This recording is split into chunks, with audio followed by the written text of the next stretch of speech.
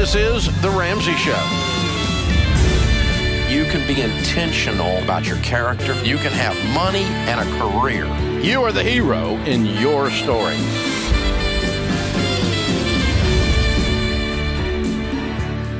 Live from the headquarters of Ramsey Solutions, broadcasting from the Dollar Car Rental Studios, it's The Ramsey Show, where debt is dumb, cash is king, and the paid-off home mortgage has taken the place of the BMW as the status symbol of choice. Anthony O'Neill, Ramsey personality, is my co-host today. Author of the #1 best-selling book, Debt-Free Degree, and host of the ever-popular YouTube and podcast show called The Table, which a new episode dropped today. So what y'all talk about? I hadn't listened to today's yet. I hadn't had a chance. Who's on? Our good friends, Dave, Mignon and Big Shakes. Oh, wow, yeah. Yeah. Those two world-class entrepreneurs. Absolutely. And they came on and just really dove deep into how they started in the entrepreneurship world, how they got over some obstacles, and Big Shake has a barbecue operation, both online and in multiple restaurants. And Mignon has a cupcake operation, tens of millions of dollars, both of them doing revenue. Absolutely. They're both world-class entrepreneurs, and they both started from nothing. I mean, Mignon started with $5 and a dream. Big Shake started in New York with absolutely nothing and now has 3 or 4 shops, multi-millionaires, both of them. And it was just a great show, Dave. Yeah. It was a great show. Well, they're great friends. Yes. Both of ours. Yes. And just love them both. I met Big Shake through you. You met Mignon through me. Yeah, yep. But they're both just... They're just inspiring. Listen, Dave. I mean, people that want to start something and hustle and grind, turn over a rock and step on it, man, they get it done. They're getting it done. And they're both kind of cool. Real cool. I mean, now Big Shakes, he has that old man swag. You know, he's just real cool. Yeah, he's got more swagger. Mignon, she's just her. She is. He's got the strut down still. She really is. Yeah, Dave. I like it. It's good, man. Oh, I can't wait to listen to it. You'll love it, Dave. It's called The Table. Yes. With Anthony O'Neill, and it's his weekly podcast coming out, and it's been on the YouTube for quite a while, and has quite a few YouTube listeners and viewers, rather, and so you can tune in and learn from 2 world-class entrepreneurs this week. Yeah. Anthony, he gets a little bit of everybody on there. Matthew McConaughey was on there the other day, and you had a table or a panel of folks for Black History Month on there, and so there's always something happening at the table. There's always a conversation, and be sure you jump in and join it and check it out. And next week, Dave, we have some of our influencers. We as a team, we brought in some young influencers a couple of months ago, and so I interviewed about half of them. Oh, yeah. And brought them in on the show, so that's going to be a phenomenal show. Good. I'm excited. Well, lots of good conversations. The Yes. phone number here, if you want to talk about your life and your money, is 888-825-5225. That's 888-825-5225. Michelle is with us in Harrisburg, Pennsylvania. Hi, Michelle. How are you? Hello. I have a question for you guys, and I wondered what you would think. My husband and I have signed papers through a real estate agent to buy a double apartment house that has 2 apartments in it from his brother.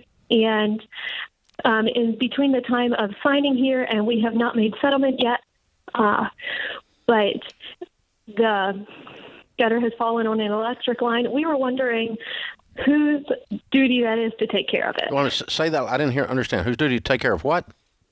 To take care of the gutter that has fallen on the electric line. A gutter fell on the electric line. Well, typically the seller would present a home that is operable to the buyer, unless you have specific language in the. If it's a fixer-upper of some kind, you might have as is, where is in the contract. In that case, you just bought whatever it is, and you got the gutter. Okay, but most of the time when you're buying does it say as is, where is in the contract? I'm not exactly sure. Okay. It is a fixer-upper, although we haven't made settlement, so that's what I was wondering. Yeah. Settlement would be based on you closing on the deal that you made. If the deal you made on a fixer-upper is we're going to fix all the repairs, well, a gutter hanging off ain't that big a deal to start with. But I kind of have the feeling that you're getting cold feet. half and half. Where's So we're the not cold sure. feet coming from, Michelle? What was that? Where's the cold feet coming from? The other half of it that you say it's half and half. There's some family that thinks that we need to pay more, and even though it's not worth that much. Who's the family? Are they the seller?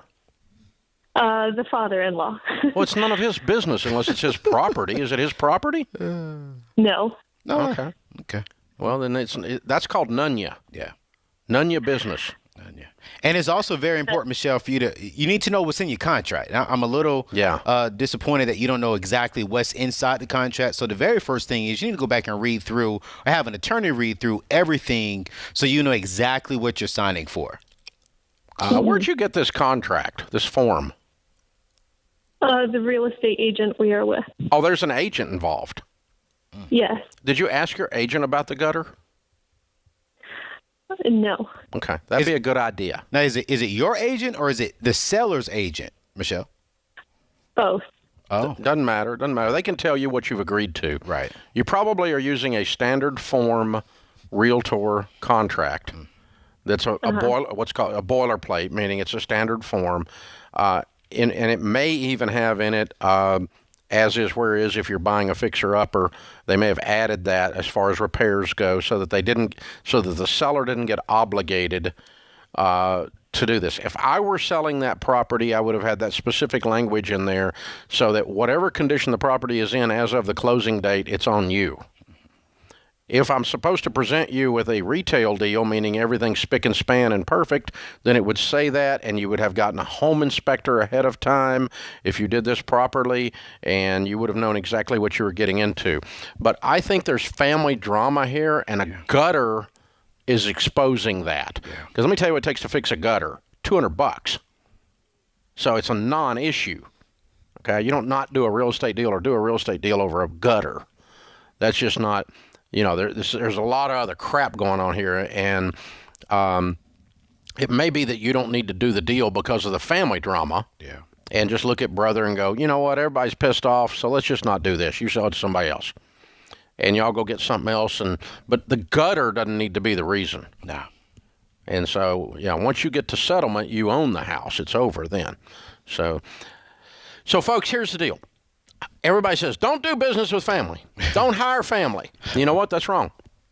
You can do business with family, and you can hire family. I got family that works here. What's the secret?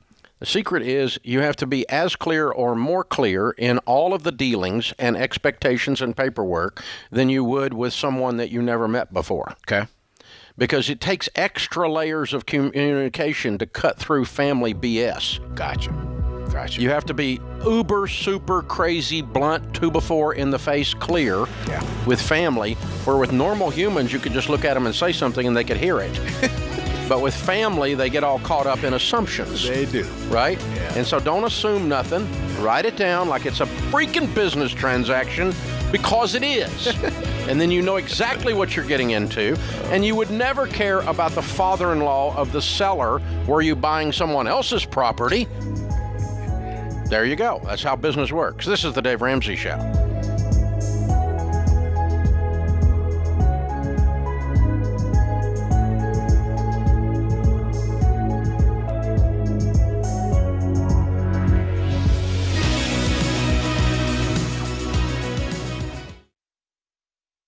What makes our show unique is that we genuinely care about our listeners. We're intentional about choosing the best advertisers to recommend. Blinds.com is no exception. They offer high-quality window treatments at unbelievable prices, and they make it simple to shop blinds, shades, and interior shutters with easy online ordering, free shipping, and a guaranteed perfect fit.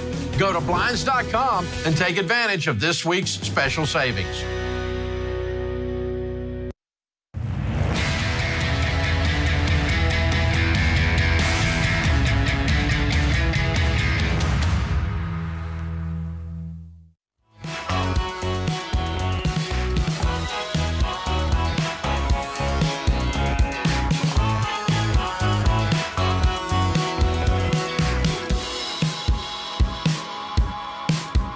Anthony O'Neill, Ramsey Personality, is my co-host today. Open phones at 888-825-5225. I'm Dave Ramsey, your host. Our question of the day comes from Blinds.com. Find out for yourself why Blinds.com is the #1 online retailer of custom window coverings. You get free samples, free shipping, and with the new promos they run every month, you save a lot. Always use the magic word Ramsey as your promo code.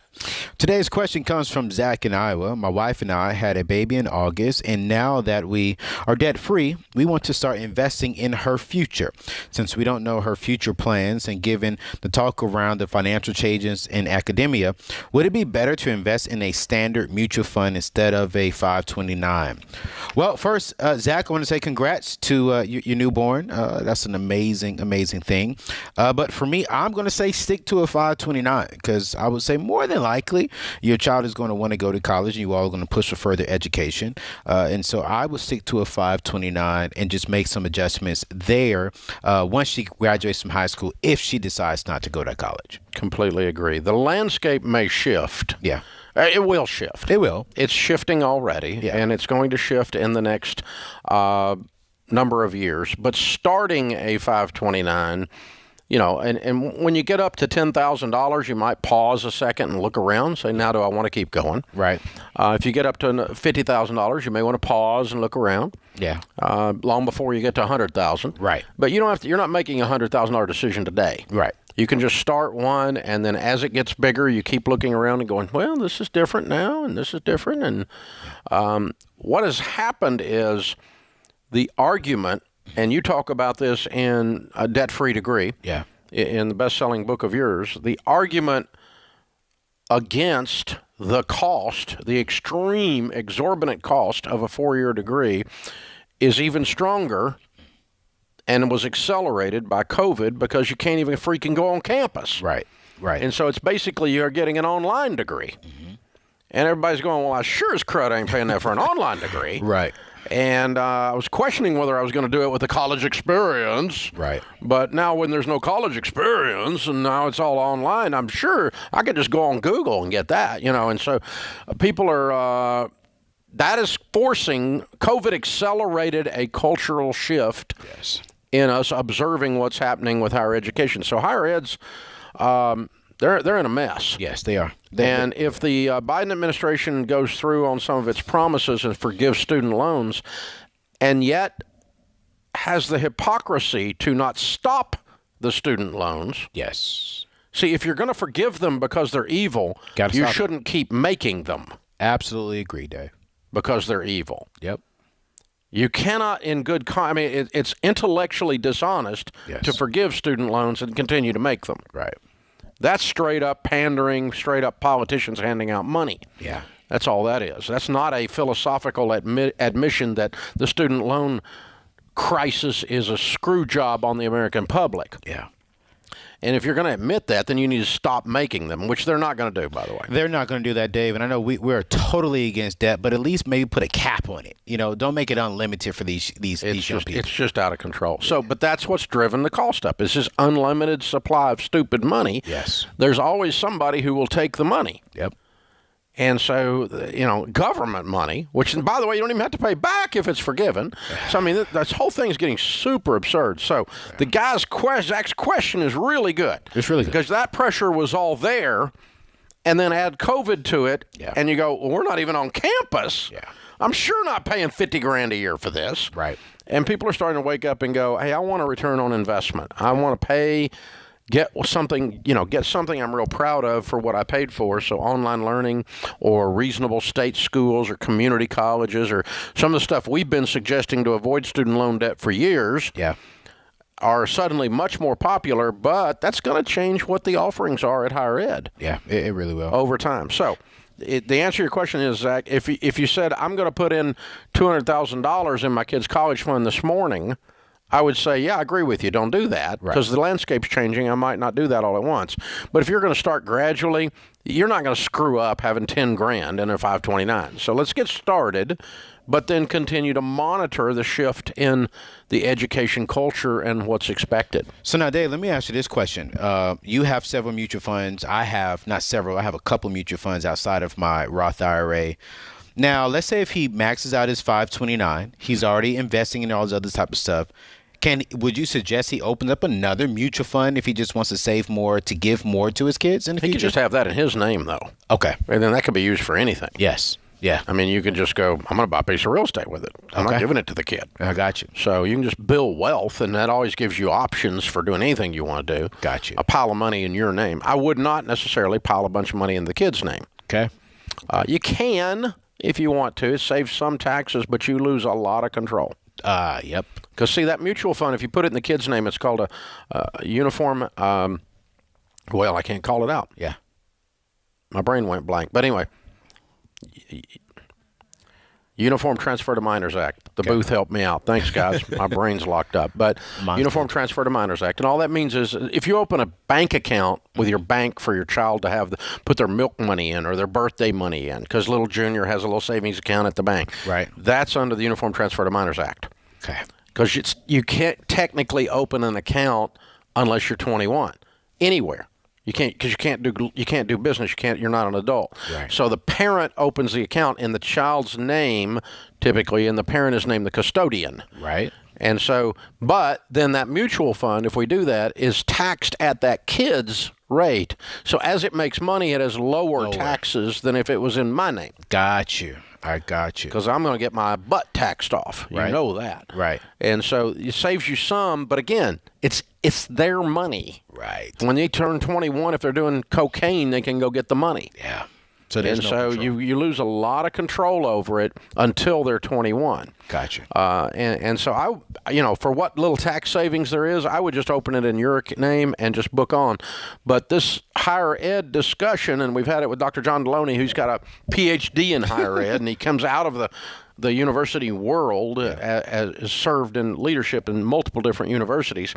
But we're all observing that this is a when the dust settles on this after COVID, on what colleges charge and how many people attend them physically, it's going to have changed. It's going to have accelerated the change that the student loan crisis started. Yes.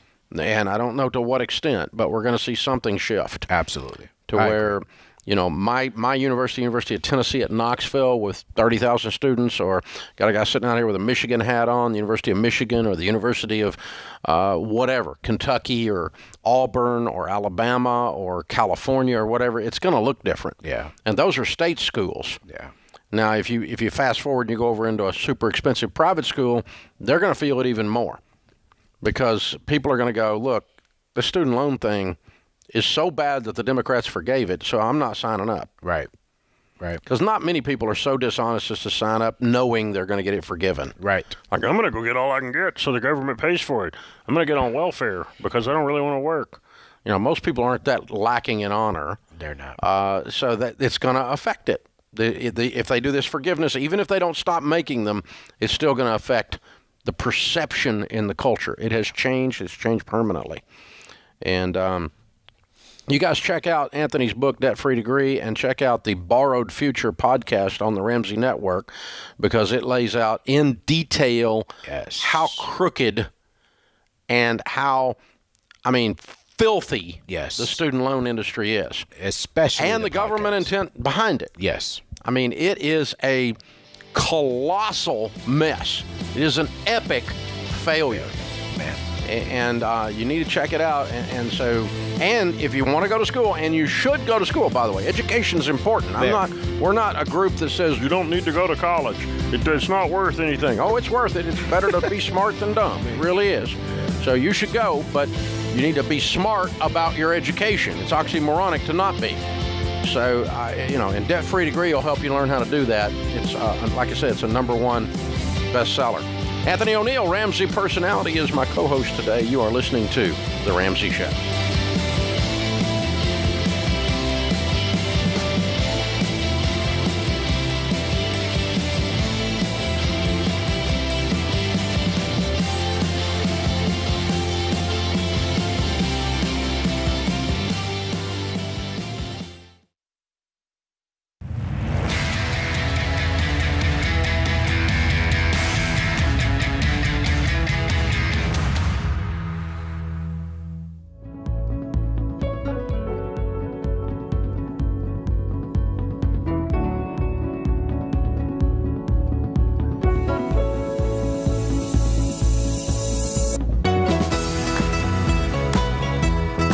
Anthony O'Neill, Ramsey Personality, is my co-host today. I am Dave Ramsey. Thank you for joining us, America. Patrick is with us in Grand Junction, Colorado. Hey, Patrick, how are you? Hey, Dave. Hey, Anthony. Thank you so very much for taking my call. Our pleasure. How can we help? Well, my wife and I read the Total Money Makeover just 2 weeks ago. Wow. And yeah, I am 41 years old, and we paid off our debt on Friday, just 3 days ago. Wow. Congrats. And, well, now, Dave, I got to tell you, someone gave me one of your books when I was like 22 years old. I'm not even kidding you. And from that time till this time, I've been on the Dave Ramsey envelope system. I have been real serious about not being in debt. I bought my wife's wedding ring for cash. I paid for the wedding in cash. My wife and I have really been blessed because of a book we read of yours, I mean, forever ago. Yeah. Okay. And so the Total Money Makeover the other day was just a tune-up then. It was, because I haven't been listening to the podcast. I haven't read any more of your books. And my wife and I just looked at where we were, and we're like, you know what, we need to get on track. So we only had $12,000 in debt. We had one automobile. We paid it off. I bought the Total Money Makeover. It was the last purchase I made with my credit card. The book came in the mail, and there you are on the cover cutting up credit cards. So I felt like a dum-dum for that purchase. It's blasphemy. Yeah. But here's where we're at. We're on baby step 3, and but we have been investing a lot of money because we haven't been on the plan up until a couple weeks ago. So Got it. My question is, do I pull some of that out for my 6 months of fully funded emergency fund, or How can I much just do you leave have that in alone? non-retirement investing? We have $435,000. Yes. Take enough out today and call it your emergency fund and put it in a money market. Right. Now, Okay. let me explain that to you because it doesn't make sense.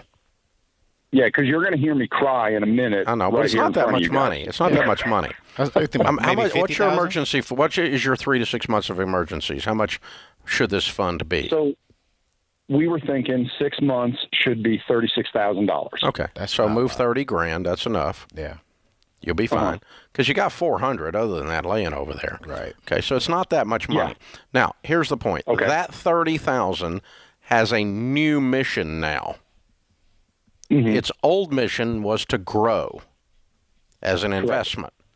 Your emergency fund is not an investment.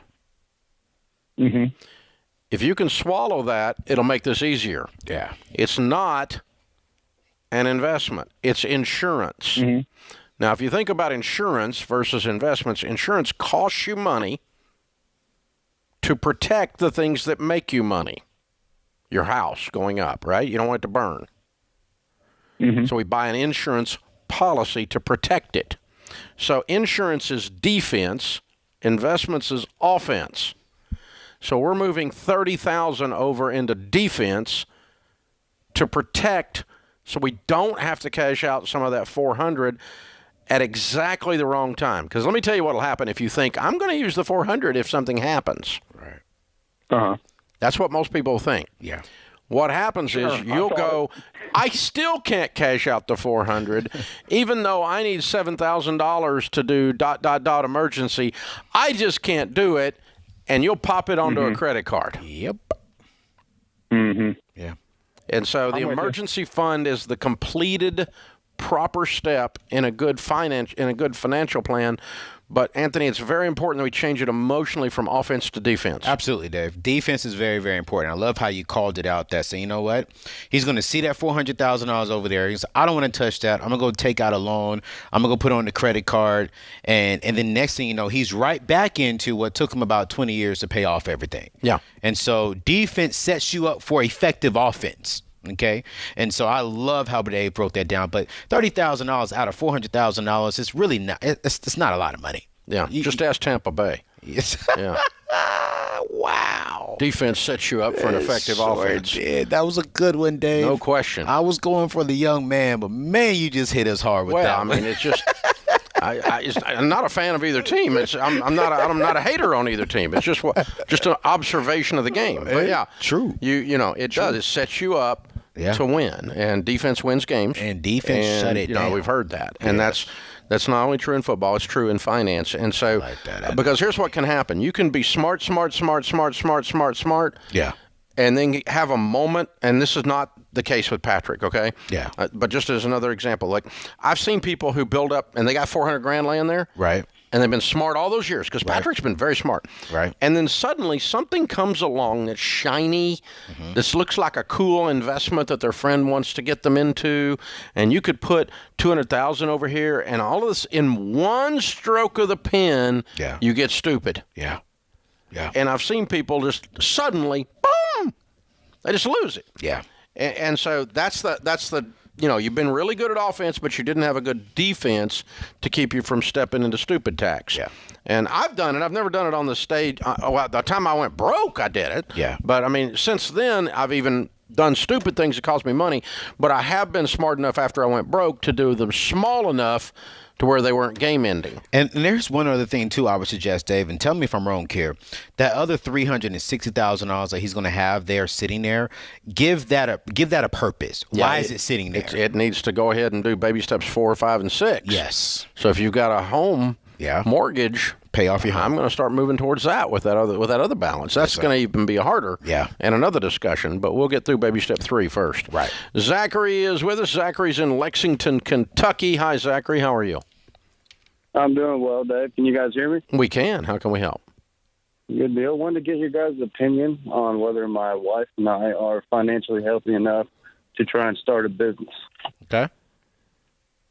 We are 23 and 25. Our only debt is we just built a house for $350,000. We currently owe $270 on it. Okay. No student debt, no car debt. And we got about $25,000 in liquid cash built up. You guys are on fire. Yeah. What's your household income? We're trying to be. Our household income last year was $170. What kind of business are you wanting to start, and what's it going to cost? Wanting to start a business that is a solution for treating household hot tubs and pools.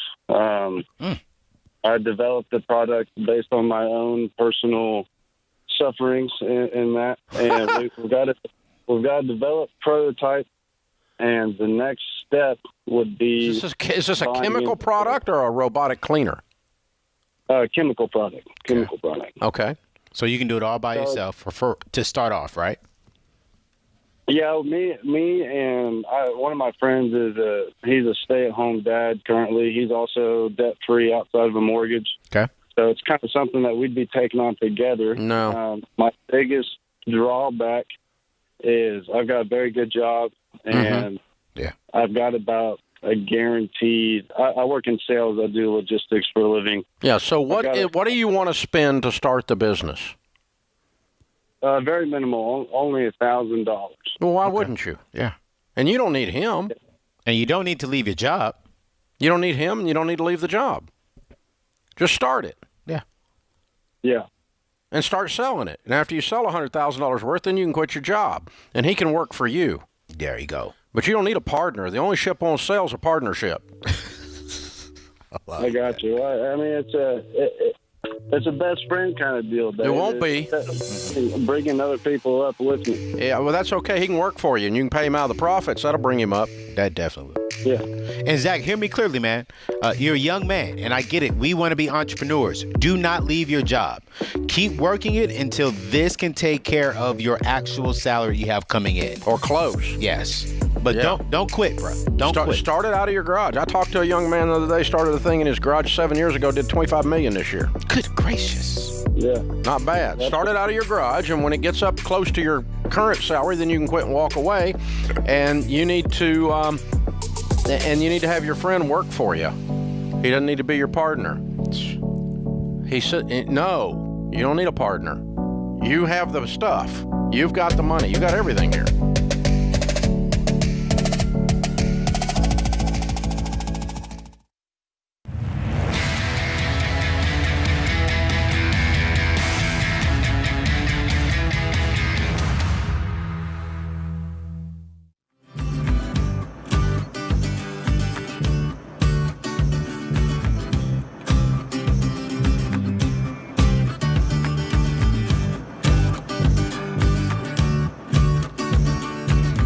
If you feel like you're going to always be stuck paying off your debt, well, you don't have to be. You think you're never going to have any extra money to save?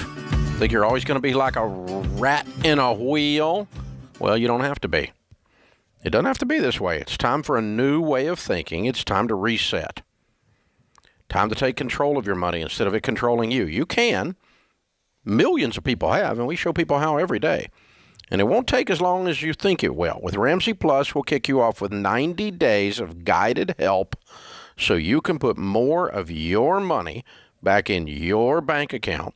You'll learn practical ways to get small, consistent wins that add up to big results and better habits. And that means you'll get where you want to be faster, debt-free, and spending your money without worry. This year, you can make more progress on your debt and your saving than you ever have. Get Ramsey Plus and start living the life you want faster. Ramsey Plus. You can do a free trial by texting FREE. You text TRIAL to 33789. You can get a free trial to Ramsey Plus. That includes Financial Peace University, includes every dollar plus. It includes the premium version, everything. Text the word trial to 33789. Brian is with us in Greenville, South Carolina. Hey, Brian, how can we help? Hi, Dave. Thanks for taking my call. Sure. What's up? So my question today actually is advice on what to do with our tax return. We've got about $6,000 planning on coming in from that, and we're on baby step 2, so we're choosing debt to pay off. But at the same time, we just bought a house at the beginning of this year, and it's an older house, 1957. And the inspector said that the AC unit actually is on its last life, and that it would probably be going out soon. And we've made it thus far in the winter, but from the outside it looks pretty bad. And so I'm worried that it'll go out if we spend this tax return. We'll end up having to come up with money to replace that. So let's see. You're in Greenville, South Carolina. And it is February. Yeah. Mm-hmm. So Well, you don't need an AC. Yeah. Not to about Right. July. Well, August. I know. I'm poking fun at you. Right. So if it goes out in July, you go to Walmart and buy a $10 box fan. Okay. How much debt have you got left? Well, not including the house, it's about $30,000. Okay. And what's your household income, sir? Only about 26 to 30. For you and your wife, combined income? My wife is a stay-at-home mom that's kind of getting paid under the table to babysit. Okay. And what do you? And so you're working 40 hours. Yes. How old are you? 26. What do you do? Forklift driver for a local warehouse. Okay. All right. So what are you going to be doing when you're 30 that makes twice what you make now? That's a good question. I had surgery a couple years ago, and it's severely limiting my options as to what I can do. So I'm still actually in the process of trying to figure out what I can do. So it affected you physically, but not mentally? Yes. Okay. So you're going to do something that's called white collar. Okay. Yeah. Right? Using your brain? Yes. Any education, Brian? 3 years of IT, but no graduate. Okay. All right. So why are you not working in IT? Because in college I took the same math class about 3 times and wasn't able to pass it with a high enough degree to continue in the core class, in the degree classes. Yeah, but what did you learn? Did you learn programming? A little bit of programming and networking. Okay. So even if you couldn't pass the math class, can you work on a computer? Yeah. Yes, sir. It pays more than driving a forklift. Most likely. Yeah. Like definitely. Brian, let me ask you this question, man. I'm listening to you, and I don't hear motivation. I don't hear aspiration. I don't hear like, I really want to do more. Like why are you living today? Like where do you see yourself? What do you want in the next 10, 15 years? Well, to be honest, all the things I wanted to do, I can't. I wanted to join the military. I wanted to be in the police force or something like that that's more physical. And so I didn't really have a backup plan when I heard that I needed to be off my feet. And IT I was never excited about because that's one of my biggest weaknesses is being a gamer. And so I didn't feel like it would be a good idea to be in front of a computer all day, you know, with the chances of getting into different gaming stuff or whatever. Plus, I like to be more hands-on, so I didn't want to really be in an office if I could help it. Got you. So you're going to be in an office. Yeah. Because you're not going to be in the military and you're going to get off this forklift. Yeah. And you're going to be a software engineer, dude. Yeah. I mean, if you love gaming, why don't we take all those skills and that love and let's use it for something? The reason we're going into this is it solves your air conditioner problem. Yes. Because you don't have an air conditioner problem, you have an income problem. Yep. Right. That's why we went there. Okay. So we're going to get the cattle prod and zap you off that forklift. Ready? Zit! Do you feel it? So yep. I want you by this time, let's see, by the 1st of March, I want you to have talked to 3 people in the technical world about you doing some side help for them while you keep your day job. Yes. I want you to stick your toe in the water and reset your dream. You're too young to have your only dream destroyed and you do nothing the rest of your life. You have too much potential. There's too much for you to do in this world. Yeah. God was not surprised that you got hurt, and he has a plan for you. Right. Mm-hmm.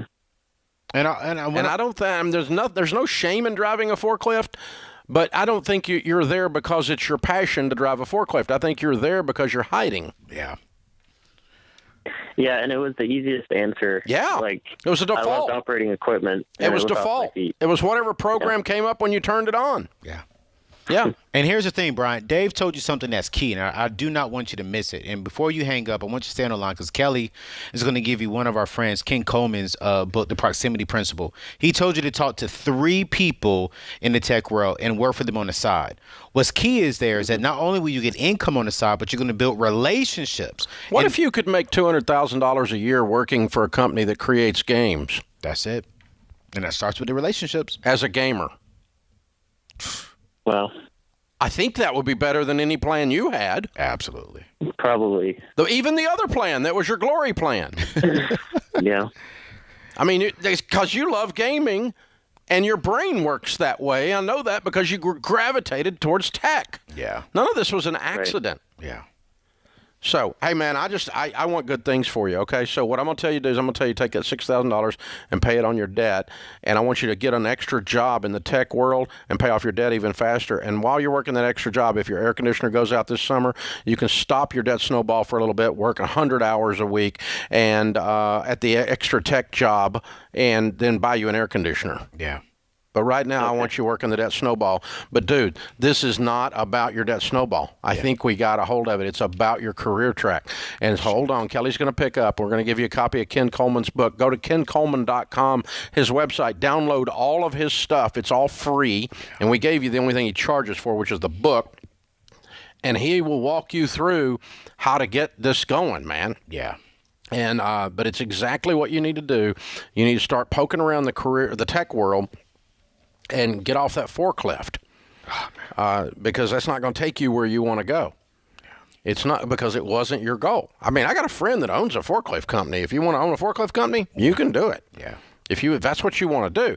But I don't think that was your plan. Nah, you can hear it all in his voice, Dave. And that's one thing. Well, time is up. But you called him out. I did. You called him out. I didn't call him out, Dave. You just heard the bus, boom, boom, went right over, threw him under the bus. For his own good, though. That was a love bus. Yes, sir. Yeah, all right. You loved it. Yeah. That puts this hour of the Ramsey Show in the books.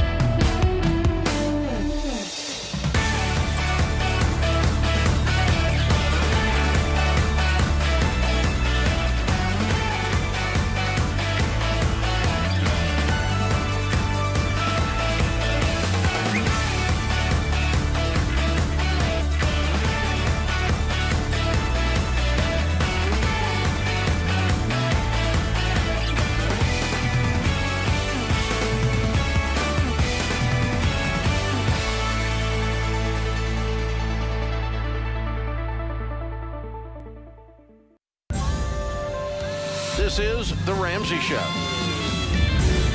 You can be intentional about your character. You can have money and a career. You are the hero in your story. Live from the headquarters of Ramsey Solutions, broadcasting from the Dollar Car Rental Studios, it's The Ramsey Show, where debt is dumb, cash is king, and the paid-off home mortgage has taken the place of the BMW as the status symbol of choice. Anthony O'Neill, Ramsey Personality, is my co-host today. Open phones at 888-825-5225. That's 888-825-5225 as we talk about your life, then we talk about your money. And we talk about your life, and we talk about your money, and it's all here. Starting off this hour is going to be Cedar Falls, Iowa. Elise is with us. Hi, Elise. How are you? Good. How are you all? Better than we deserve. What's up? So I just want to say thank you for everything that you and AO do. Especially, I am loving that Black Panel conversations on his YouTube channel. My question today is not so much financial, but just personal.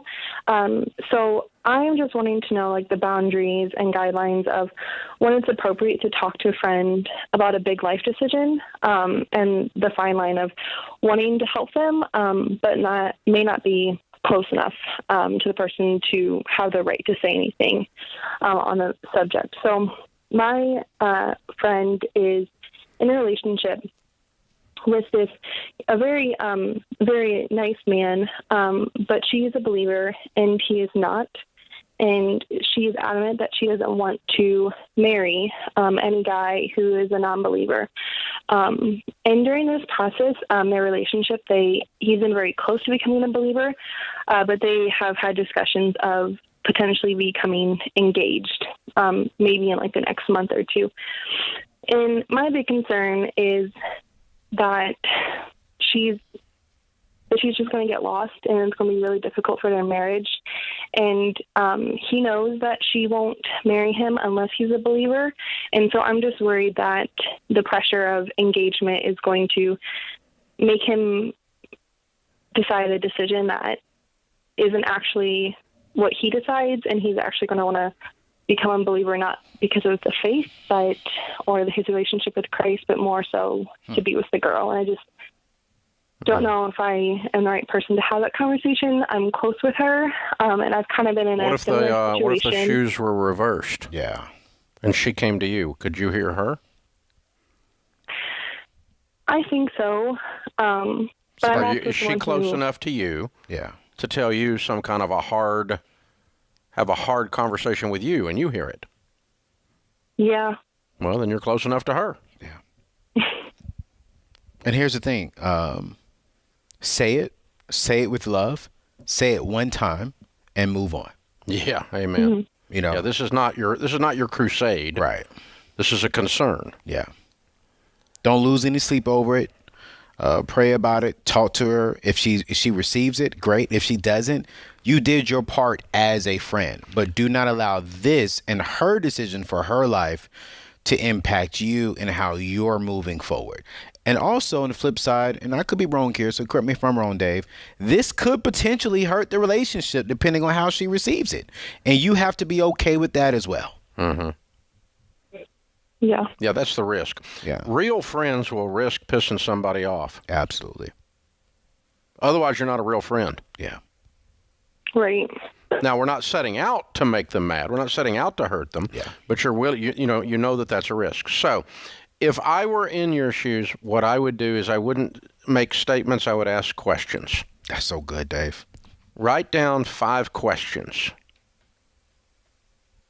And it might say, okay, you told me long before you met so-and-so that you did not want to marry someone who did not share your faith in Christ. Is that still true? Mm-hmm. That's a question, okay? Are you going to, now that he's in the picture, it appears you guys are getting really serious, and the reason I'm talking to you about this is I'm worried for you, and I want you to have a good life because I love you. You're my friend.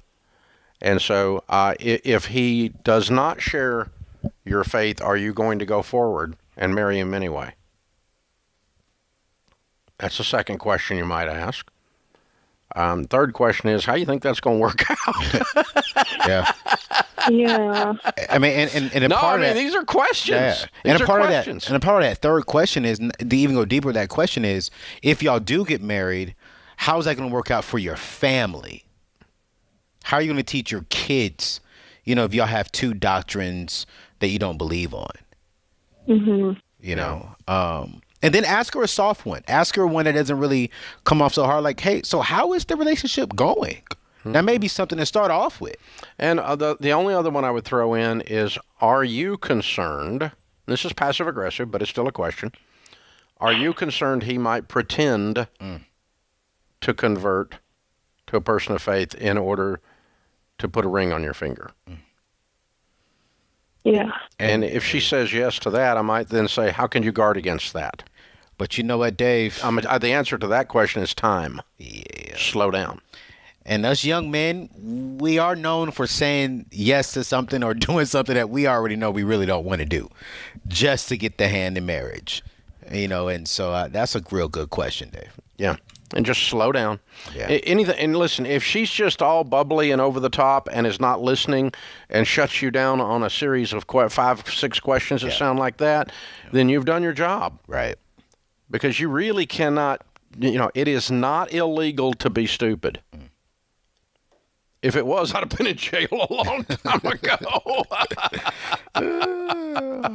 Yeah, I mean, you're going to watch, part of being a grown-up is you're going to watch people that you love in your family and outside your family, people that you love do things that are harmful to themselves, and you really can't do squat about it. It's just hard. Yeah. It's hard watching your friends drive their car right towards the wall. It is. It's hard watching your friends hit the wall. It is. Or family members, and you go, there's a wall! I know, but it's fun! Yeah, and I think the part for me, Dave, is it's hard up front, but after I've said my piece, it's not hard. You got to walk then. You got to be, you cannot be, it's not a crusade. It's 5 questions. Yep. Keep it And it's short, and it's very clear. Don't sugarcoat it. Yeah. And don't turn it into a preaching session. That's good. You're not there to preach. Yeah. You're there to ask questions. Yeah. And that she should be asking herself. Yeah. And you're just clarifying, and you're saying, okay, it sounds to me like you're going to go forward with this, and I'll just tell you, I'm going to pray for you because I'm really concerned. Yeah. And then you just walk away from the subject, and you can stay in her life, but she's not, that translation, my grandmother used to say, those convinced against their will are of the same opinion still. Yeah. Yeah. And I would definitely. On this show, people call in, and after the third time that they want to argue with the same advice that I've given for 30 years, You hang up on them. I'll put them on hold and move on, because I talk to somebody that actually wants the advice, because otherwise I'm just arguing with a wall. Yeah. What was it my dad used to, you'd argue with the fence post. Y'all ever heard that one? Argue with the fence post. But you know what, That's a Dave? country thing I right want to there. encourage her to listen to John Deloney's show. He did a video on how to have the hard conversation with the loved one. Lots of questions. Yes. Lots of questions. Yeah. This is the Dave Ramsey Show.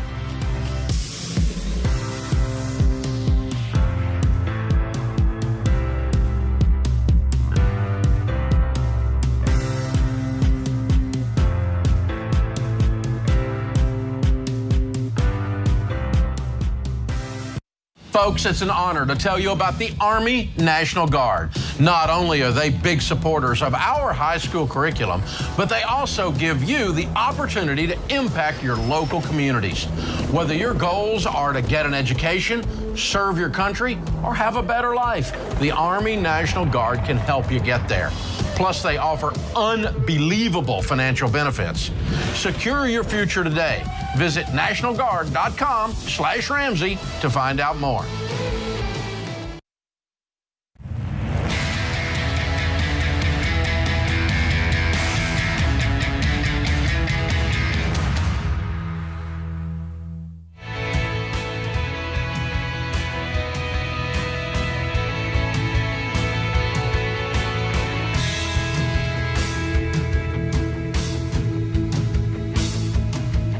In the lobby of Ramsey Solutions with a question is Scott from Los Angeles. Hey, Scott, how are you? I'm good. Thanks, guys.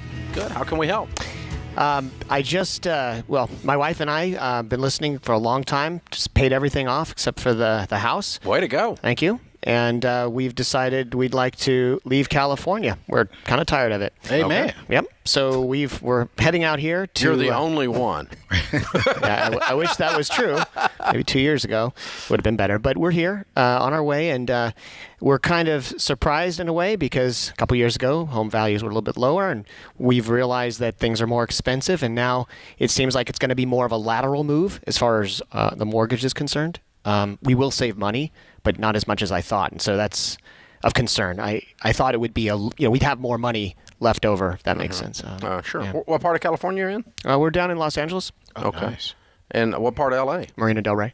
Oh, Okay. Yeah. And you're comparing that to Williamson County here. Exactly. Okay, in Yeah. Tennessee, outside of Nashville. Yep. Okay. Well, home prices have gone up here, but they've not gone up. They've not doubled or anything like that. And they're still considerably lower than Marina Del Rey per square foot and so forth. Now, you are... It's more square feet. Yeah, oh yeah, you can get a bigger house for sure, yeah. But yeah, it's easier. So the homes that you're liking over here are going to use up the money from over there. Okay. And, well, it's not a move down in that regard then because you're going to move up in lifestyle. Better schools. We don't have to worry about the homeless out with our children. But I mean, and you're talking about more square feet. Huge. 1,400 versus 4,700. Yeah. It's shocking. Yeah. Okay. So that's, yeah. How much of a home are you looking to buy? The homes here that I'm looking at are anywhere between $1 million and I'd say 1 to 1.5. Yeah, that's the average. I thought it'd be 770, but that was a couple of years ago. That's the average around here. Yeah. Well, the difference is that the prices didn't go up so much as the square footages went up in the area. Right. The size of the McMansion in Williamson County is larger because Williamson County is the 11th wealthiest county in the nation right now. It has attracted so much wealth into this area. It started with healthcare and country music people, and then it's gone from there. And I moved in and brought the neighborhood down, but but yeah, that's so yeah, it's just you're going to get 4,700 instead of 1,400. You're going to get a different environment that you're going to live in. We'll just call it that to be nice, and so I penciled the numbers out, and it's going to save me a couple grand a year, and that's not including state income tax. Not and things, including taxes. Not yeah. including everything else. Just move over the mortgage is about the same. Yeah. I'd love to pay the mortgage off someday, but it's going to take some time. Yeah.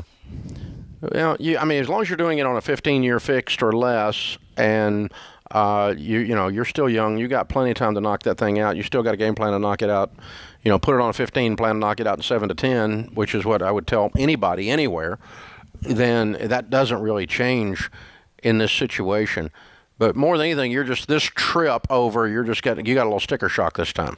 Yeah, I expected just to kind of take a look at the area, understand where everything was, and then there happened to be a house that kind of fell out of. Yeah, and that it's hard to find these places. You probably can do what you're talking about doing. It won't be down all the way from $1.5 million down to 700, but you probably could take a step back like where you were in the other trip. But you're going to go out one more county, right, into a much more rural setting.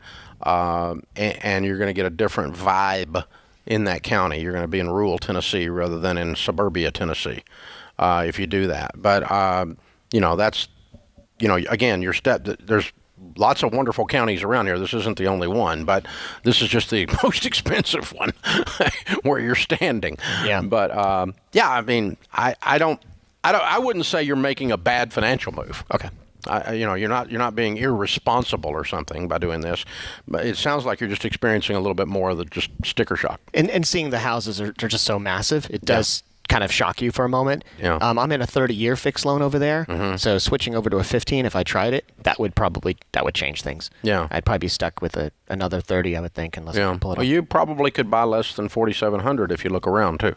Yeah, that's possible. I mean, there's other things in the market in the 3,000 range and that kind of thing. Footage wise, you still double your square footage. Sure, but and again, it may just be one of the things that I do when I'm looking at property in an area that I don't know. Is I just enjoy the whole process of gathering every stinking piece of information. In other words, I want to know every neighborhood. Yeah. I want to know this one over here. And Anthony's had, he had a lot tied up out in an area that's just out south of here. He was going to build a house, and they decided not to. And, and then he ended up in downtown Nashville and in a regentrified area and so forth. And so I just enjoy the gathering of information, and I think you might need to do a little bit more of that too. That might give you some more options. It may lead you right back to where you were, but you might be more comfortable with the option that you're looking at today after you've used the others to swing you back over to it. If that makes sense. Does that make any sense? Yeah. Yeah. It's hard to go back though. Yeah, I don't think I can go back. And I just finished paying off, me and my wife, $400K. Ooh, so we're way to go. Yeah, we're well, welcome to Tennessee, brother. Thanks, man. Good to have you. Thanks, guys. Open phones this hour. This is the Ramsey Show. Anthony O'Neill is my co-host today, Ramsey personality, answering your questions. Julie is with us in Washington, D.C. Hey, Julie, how are you? I'm good. How are you, Dave? Good. How can we help? I'm calling today with a question about using an inheritance that I received to either invest or pay off my mortgage. And I'm a longtime listener of the show, and I know that you always say that, if I'm already investing 15%, then I should go ahead and throw extra money on the mortgage. Yep. And I guess two parts of this is, I still have about $430,000 on the mortgage, but I think we're probably going to move in the next 2 to 3 years. Mm-hmm. And so thinking about it, the inheritance is $150,000, so I can't completely pay off the mortgage. And I'm concerned that I would earn more, investing that for 2 years and getting a good return rather than, what the house might appreciate in the 2 years before we move. And so I was hoping you could better explain why you recommend the mortgage route in this situation. The house is going to appreciate exactly the same amount whether it has debt on it or not. Sure. So you putting the $150 on it doesn't cause more appreciation.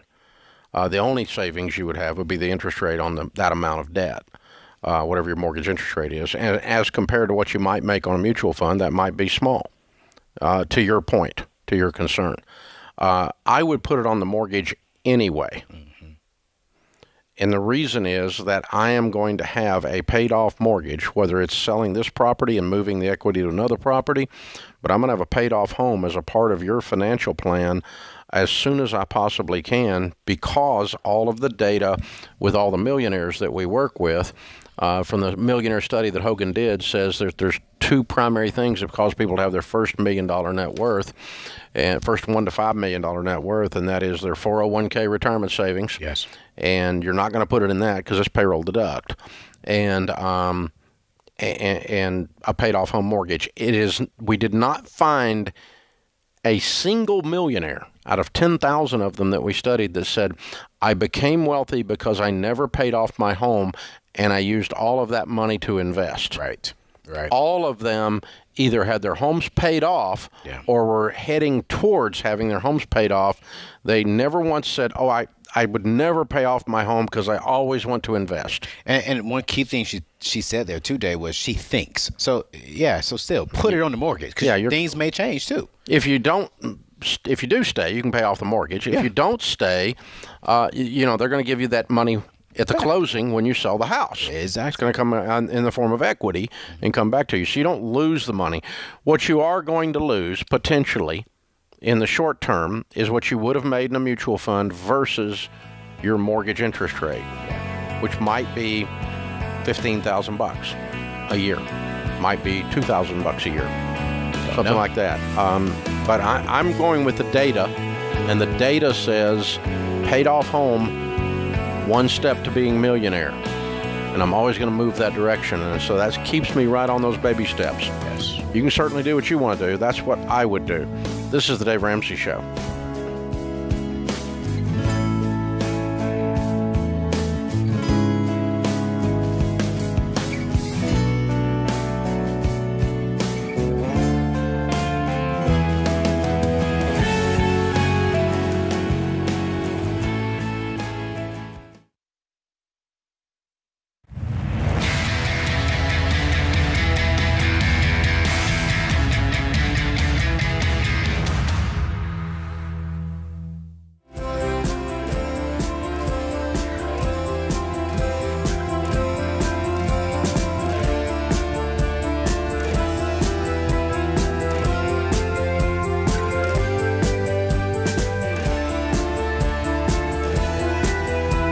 In the lobby of Ramsey Solutions on the debt-free stage, Aaron and Whitney are with us. Hey, guys, how are you? Good. How are you? Welcome. Where do you guys live? Franklin Furnace, Ohio. Oh, fun. Well, welcome to Nashville. What brings you all the way here? A debt-free scream, I assume. Yes, sir. Awesome. How much have you guys paid off? We paid off $30,000 in 6 months. All right. Way to go. And your range of income during that time? Started out about 54 and ended up about 80. Okay, cool. Okay. What do you guys do for a living? I'm a service technician for a telephone internet provider. Mm-hmm. A stay-at-home mom. Oh, very cool. Good She's for you got guys. the hard job. So. Yeah, for real. So you kicked in some overtime or picked up some extra jobs, huh? Yeah, a lot of overtime, probably about 1,000 hours overtime. You've been kicking it, man. Oh, yeah. Way to go, dude. Wow. Set your family free, huh? Oh, yeah. $30,000 in six freaking months. Tell us about this. What got you so fired up? Well, we've been just fighting it forever and ever, man. It's just like no matter what we did, nothing worked. She actually went to financial peace probably about 6 months before we got real heavy into it. Mm-hmm. I didn't have anything to do with it. So. And then I was working out of town, and then it became my idea. So. Ah. Okay. So how come you wasn't first? How come you weren't into it at first? I wasn't like she was going to church at the time, and I was just led way far astray. Gotcha. She brought me back, and here we are. Okay. All right. So tell us a story, Whitney. What happened from your perspective? They just had a class at church, and our pastor led it. And then I just kept pushing, you need to listen to Dave Ramsey. You need to listen. And he was hesitant, but then finally, when it was his idea, he was on board. Okay. All right. So you just started listening to the podcast while you're out of town, or what? Yeah. We picked up a lot of overtime, so I was driving to Lexington, Kentucky. It's probably about 2 hours. Yeah. And I mean, you can't do nothing while you're driving. I just ended up finding you, and then I started downloading the podcast, and I mean, it just ate it all up, man. Boom, just like that. So you guys decided we're going to do the Financial Peace University, the Dave Ramsey stuff, wide open. We're going to get on a budget. We're going to get out of debt. What happened? We put Disney World on a credit card, and that's really what set it off. Yeah. Oh, wow. So. How did that the set it famous off? last trip, huh? Yeah, I had this harebrained idea that if you get these credit cards and we'll just put all our bills on this and we'll get the 50 points or whatever, and it doesn't work, so don't do that. So Whitney, he comes home and says, "Now it's my idea," and you went finally. Yes. Yeah. Okay. Awesome. All right. So what was the hardest part of getting out of debt? All the extra hours, I guess, but. Yeah. Getting on the same page, I would say. And for me, I'm the free spender. Didn't want to give up anything. But then once we got a budget, we didn't really give up as much as I thought. How'd y'all do a budget with Aaron working so many hours? My oldest brother, he is a super nerd.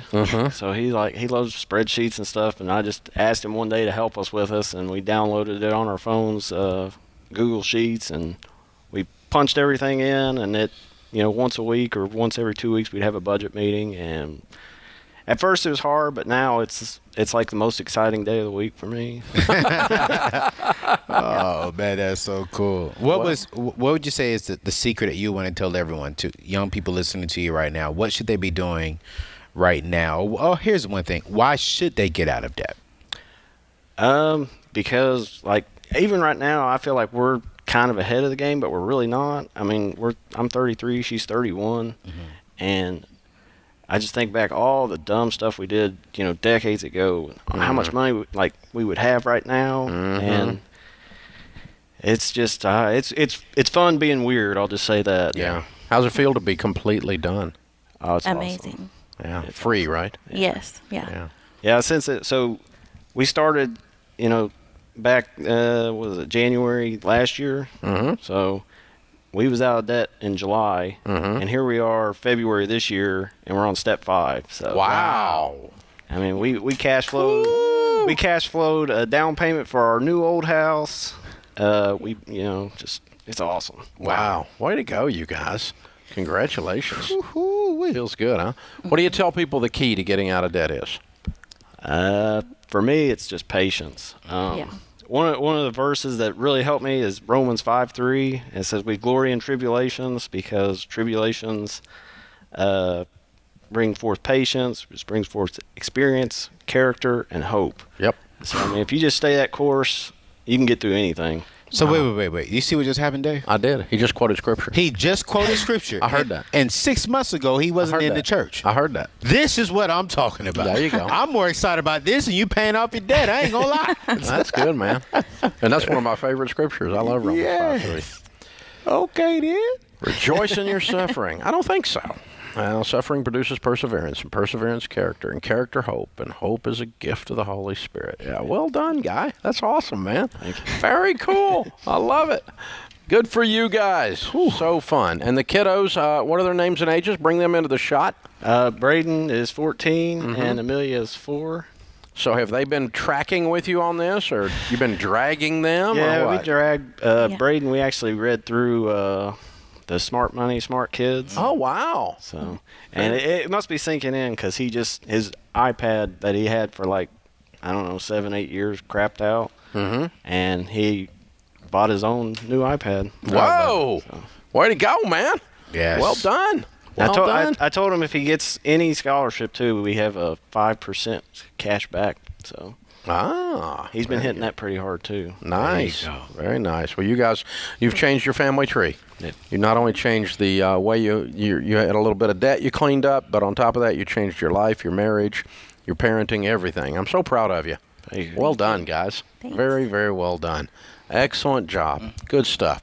All right, Aaron and Whitney, Braden and Amelia. Yes. Lexington, KY area. $30,000 paid off in 6 months, making 54 to 80. Lots of hard work and OT. Count it down. Let's hear a debt-free scream. 3, 2, 1. We're debt-free. Yeah!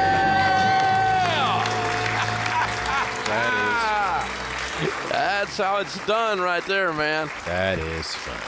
Oh, these stories almost always contain the part where, for a married couple anyway, where the other one had to get on board. Yep. And when that happens, it's like, ding, ding, here we go. And it clicked. Game on. And it clicked. Game on. Here we go. Sounds like it even helped their marriage, Dave. Yeah, absolutely. No question about it. Open phones at 888-825-5225. Sam is with us in Hawaii. Hi, Sam. How are you? Hi, Mr. Ramsey. Good to talk to you. You too. I'm short on time. Give me your question right quick. Okay, so we just got a newborn baby, and the girlfriend is at home with the kids, so we got a single income. I'm a full-time Uber driver, and I've accumulated some traffic tickets that I think might be affecting my background check. And I'm thinking if the background check doesn't go through, I'll be out of a job. In the meantime, I also just found out I have $8,000 in taxes I have to owe this coming year in April. So what are you making driving Uber? What would be about $4,000 a month. And what is the tax? What are the traffic tickets cost? The traffic tickets are about $1,200. We'll take them out first. Yep. And then you got to get on this. You got to get on this taxes, and you got to get on it hard. You're probably you're going to need to file your income tax return on time, even if you don't pay. Mm-hmm. And then you contact the IRS about what's called an installment plan and put that on payments until you can clear it. And, dude, you want to clear it as fast as possible because the penalties and the interest are ridiculous dealing with the IRS. Plus, they have almost unlimited power. So you're probably not going to quite clear it all by April 15th. But you get the tickets cleared first and then get after the IRS fast. But by midsummer, it all needs to be gone. And, you got to start setting back your quarterly estimates so you don't owe taxes next year.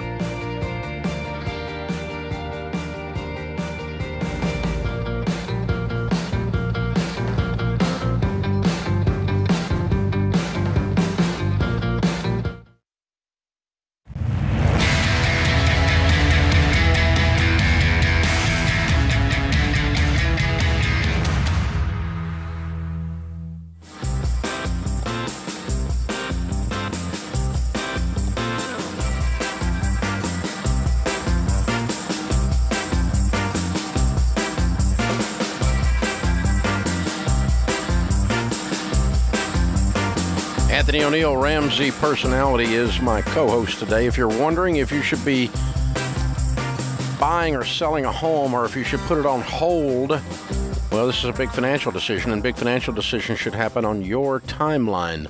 Well, Dave, I'm panicking because of the pandemic. Dave, I'm panicking because of interest rates. And Dave, listen, every time you're panicking, if you start your sentence with I'm panicking or I'm afraid, everything after the sentence is something you shouldn't do. Don't do stuff because you're afraid. That's never, unless it's get out of the way of a car or dodge a snake. Mm-hmm. But other than that, you don't need to make decisions when you're afraid. They're always bad decisions. Fear does not induce clarity. Quite the opposite. So don't wait around for the stars to align to buy a home or sell a home. Truth is, you can win in any market, in any season, if you put the right people on your team. If you want to find a top real estate agent in your area, like one of our endorsed local providers, our ELPs, they use years of experience and success in changing markets to serve you. They know what things look like. They know what's happening out there. And that's the only agent in your area I trust. If you want to make a move that's right for your family, text HOUSE to 33789. 33789. Text the word HOUSE, and you'll get somebody in your corner to help you, and you'll make much better decisions. Not time to make decisions when you're scared, right? Right. Absolutely, Dave. Anthony O'Neill, Ramsey Personality, is my co-host today. Claire is in Idaho Falls, Idaho. Hi, Claire. How are you? Hi, Dave. Good. How are you? Better than I deserve. What's up? Hey, me and my husband, we're graduating college. We've made it out debt-free. Yay! Yeah. So he's doing software engineering. So we're going to move just wherever he gets a job because he's going to make more than I do. I've been putting him through school, just working at the courthouse. And there I have about $2,000 that I've put away in a retirement fund. Through my work. I'm not going to continue working there. So I'm wondering if I should, pull the $2,000 from my retirement and then what I should do with it. No, you should never pull from your retirement. I don't care if it's only $1,000. What I want you to do is transfer that over, Claire, to a traditional IRA. Get on the phone with a SmartVesta Pro. Or you can possibly do that yourself with $2,000. But I'll suggest a SmartVesta Pro and just let it sit there and start investing into the IRA moving forward until you both land a job, and then go back into your matches, then your Roth, then your traditionals. Those are the three main things I teach, and we actually teach when it comes to investing. But do not pull it out. Don't spend it. Go ahead and transfer it into your retirement account. Yeah, direct transfer rollover into an IRA is what he's talking about with a SmartVesta Pro, and they can help you pick a mutual fund to do that. It's not the end of the world if you cash out a $2,000 account. It's just kind of silly to give the government half your money. Right. And that's what you're going to do, so I wouldn't do it. We don't cash out retirement accounts unless it's to avoid bankruptcy or foreclosure. You're certainly, not going to have either one of those in this situation. Tracy's in Lexington, Kentucky. Hi, Tracy. Welcome to the Ramsey Show. How can we help? Hi, Dave. I have a quick question. I think it's pretty cut and dried. To whether or not to hit I'm 53 years old. My husband's a retired school teacher. I started late. I stayed home with the kids. So I'm still 7 to 9 years before I'm eligible for a full teacher pension. My question is, we have 14 years left on our home mortgage at a rate of our interest rate is 2.75. Do we continue to hit outside of our pension? We'll both have a pension. We have 401k and Roth. Which should I be hitting the hardest? With the market returns, it looks like the 401k returns much better than 2.75, which is on our home mortgage. Are you debt-free except your home? No, we have $17,000 on one vehicle. And before we even have this discussion, that has to go. Okay. So your number one thing is clearing that up. Mm-hmm. Do you have an emergency fund of 3 to 6 months of expenses? Yes. How much? Right at $20,000. Oh, good. Pay your car off today. Yeah. Oh. Okay. Yeah, that's always. Then your next number one. Wait. Okay. Then your number one goal, and I want you to do a written, detailed budget with your husband. Okay. Your number one goal is to build your emergency fund back up. Yeah. What's y'all's annual income? Okay. 50,000. 50,000. Okay. 50,000. Right at 100. Good. So this is you're going to do this very quickly. Very It's quick. going to be very quickly. If you're not willing to pay the car off today, you should sell it. Yeah. Okay. Because you're already own the car. The only question is, are you going to own the debt? So we're going to clear the debt. Now you don't have a car payment anymore. We're going to build your emergency fund of 3 to 6 months of expenses. That's going to take you about 4 months is all. And then we're going to start baby step 4, which is 15% of your income going into retirement, and everything else we can find we're going to throw at that house. Yeah. Okay. And I think I'm at 8% into my retirement already. I forgot to mention that. Yeah. That's already. You need to, you may want to stop that temporarily till you get that emergency fund rebuilt, and then start it again at 15%. And that's household incomes. Your husband work? He is currently starting a second business. He's a retired teacher, and he's currently starting, but that's not income, anything, expense nor income at the moment. Okay, if it starts creating an income, 15% of your household income goes into retirement. That's what we call baby step 4. That's when you're debt-free with an emergency fund. That's the first 3 steps. Then 4 is 15% of your income going into retirement. Everything above 15%. And by the way, without this big stinking car payment and by living on a budget, you're going to have money above the 15% to go ahead and clear that mortgage off. Because in 7 years, I want this house gone, our house debt gone. Yeah. And when you move into retirement, you're going to have a healthy 401k, a healthy pension. He's going to have a business going, and you're going to have a paid-for house. That's where you want to be at retirement. Yep. Right. Yeah, that's my goal. I have a money fear. I'm one of those people whose parents didn't do. They did everything I shouldn't do. So I have almost an irrational fear of not having money when I'm older. Well, the step that we gave you gives you both wealth and stability. Yes. Wealth is in the 401k, stability is in the paid-for house. Right. And the So process I just gave you is the shortest distance between where you are and there. Okay, 15% into retirement after the truck's paid, pay off the truck for sale. After the emergency fund's in place. After the emergency fund's back in place, okay. Yeah. Then 15% into retirement, and everything else we can squeeze out of the budget, we chunk on the house. How much do you owe on your home? $184. Yeah, it's probably going to be 7 to 9 years before you're done. Yeah. You may not have it done in 7 years, but you're going to be close. Depending on if your husband starts adding some income to the equation or not. Yeah. If he starts adding income to the equation, you start throwing it at that. And don't allow your fear, Tracy, to prevent you from getting to your purpose, as far as not your purpose, but your future. Pay off the car today, all right? Mm-hmm. Pay it off today, and you're going to get closer and closer and closer to your dream. I think you can do it within 7 to 8 years, but the numbers do show 7 to 9. But I think if you and your husband really sit down, get on a clear budget, I think you can be there within 7 years. Now, $25,000 is 8 years. Out of 100. So you can do it faster than that, probably. You probably can do it in...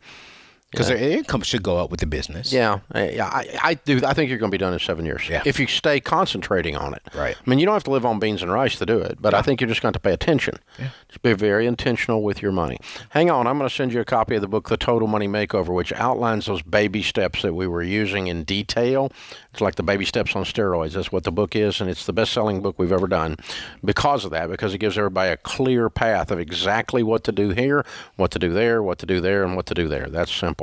Yeah. And so very, very cool. Good stuff. We appreciate you calling in. All right, Anthony, that about puts another hour down. Well done. Another hour. It's been fun, Dave. I like rocking with you, man.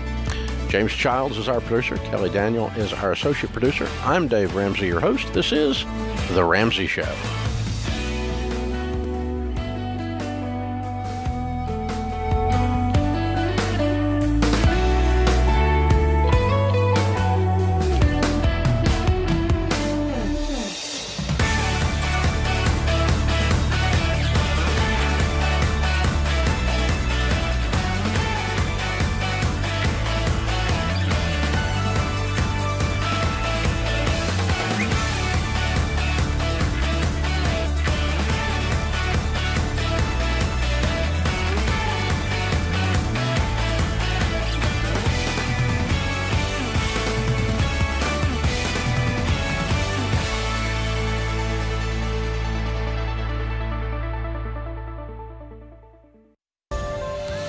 This is The Ramsey Show.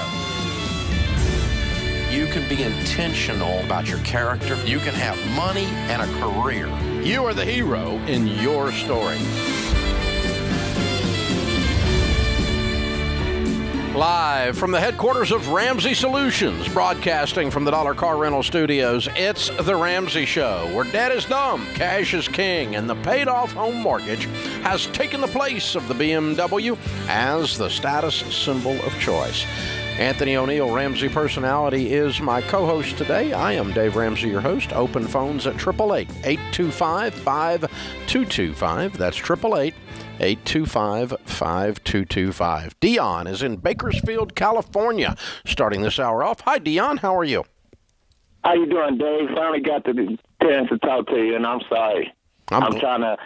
This is my first time talking. I don't know how to do all this, but I'm trying. I've been trying to reach out to your company for years now. This is my first time. Well, I'm glad you got through. How can we help you today?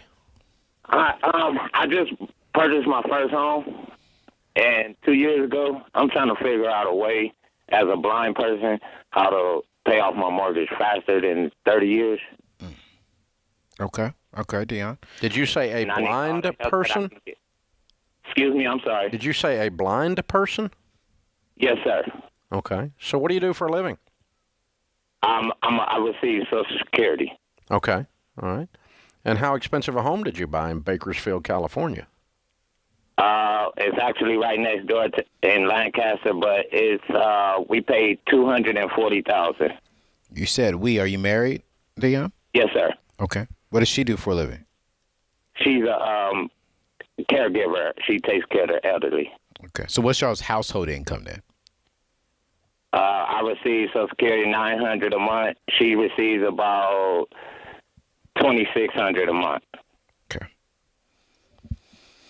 So and we also have a side gig. We after we moved into our house, she was taking care of one of the people she was taking care of, and their spouse passed away, and we took them in, and we've been doing it. So we take care of elderly in our home as well. And what does that pay? We receive we have 2 patients right now. We receive about $2,200 straight across money. Okay. So that's about $5,500 a month. Yeah, that makes us a little bit. I didn't think you were paying a mortgage on a $200,000 house with $3,600. So this is helpful. Good. Okay. Good. So you did that because you had this mortgage and you had to do something, right? Yes, sir. Good. Well, actually, my dad was living with us before he passed away, too, so that was another reason why we were able to get the house, and my wife was they had more patients at the time before the coronavirus. Okay. Gotcha. So what's your question for today, then?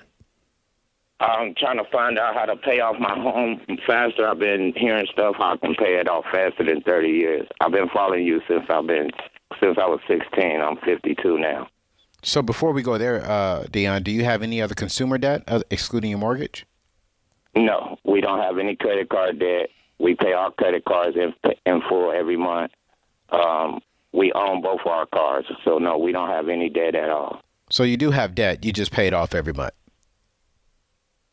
Oh, well, I follow stupid people and tell me about credit cards. Because he said he has credit cards and he pays it off every month. Oh, okay. But you don't have a balance on them. So yeah. So you're going to get debit cards to replace those. But then, as far as paying off the house early, we're going to put you on a budget. Make sure you have your emergency fund in place and start saving 15% of your income towards retirement. Past that, every dollar you can find up to baby step 6 is going to go towards the house. Unless I missed something, that's where he is. Yeah, no, you didn't miss nothing at all, Dave. I mean, I definitely want to say get rid of the credit cards, though. I mean, because that's going to put you back into debt eventually. I'm just going to say that. So first time there's a hiccup, you're going to end up, and you're going to look over on those things. There's going to be a balance. He's right about that. But I think the big thing here is you guys have done a great job of being scrappy. Mm-hmm. You're hustling, you're grinding, you're adding people into your home that you're taking care of. She's working. You guys are doing everything you can do to make sure that you make the payments on this house, and you've always figured out a way, and so that's good news. Right. And I would just use that scrappiness and not use it as a way to save your bacon every time, but instead be a way that you that you're actually prospering, and that comes from working the baby steps and doing that with a budget.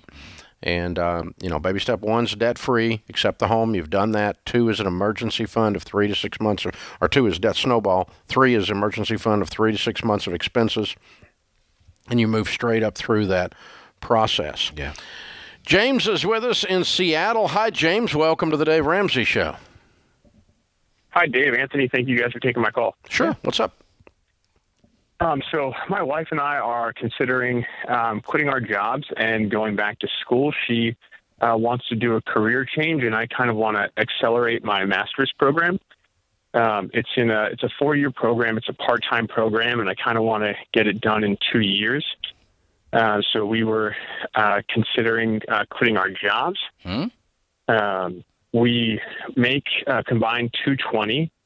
And the only debt that we have left is our house, which we owe about $130 on. So you want to get your master's in what? My master's, it's my MBA. It's an executive MBA. Yeah. I'm a corporate controller, a financial controller right now, and I would like. And you to make what now? I make $130, and she makes $90. And you'd like to be a CFO? Yeah, I'd like to be a CFO. My goal is by 35. And you think you have to have an MBA to be a CFO? I've been looking a lot, and they usually require like a CPA, which I have, and an MBA. I think that would help with, I don't have a ton of years of experience. My CFO, this is a $300 million company. My CFO does not have an MBA. Oh, gotcha. Yeah. Just as a heads up. Wow, that's just a heads up. Yeah, I'm okay if you go really get it, but quitting your job to go get it is a bit extreme. Yeah, jobs, not just jobs, because both of y'all want to quit. What's her degree field? What's she wanting to go do? She wanted to be a lawyer, and then she decided that she didn't want to do that. She's got her 4-year degree, and she's a paralegal. She actually wants to switch to healthcare management. Okay, and she has a 4-year degree in what? Pre-law. Okay, and what does she do now? She's a paralegal. Oh, now she's a paralegal. Okay, and she wants to move into the healthcare field, and so she wants to get a master's in that. Management. She wants to get a master's in that. Yeah, she either wants to. She wants to get like a 4-year degree in her healthcare management. How old are you guys? Or her master's in healthcare. I'm 31. She's 29. Okay. Well, we share a view of education that, with a few rare exceptions, the primary use of education is to increase income. Yeah. And to move into a career field that you love, okay? And so it is not something that you just collect like degrees on a thermometer. It is not something that you have to have. It is what is necessary for you to go win. And in your case, I would do the MBA as an executive level and keep your position. Would definitely not quit. In her case, I would probably do the same thing. I'd probably pick up some night classes and begin to move towards healthcare as a career move rather than just quit your jobs. You're making a great income. I think you can make a more gentle transition than this.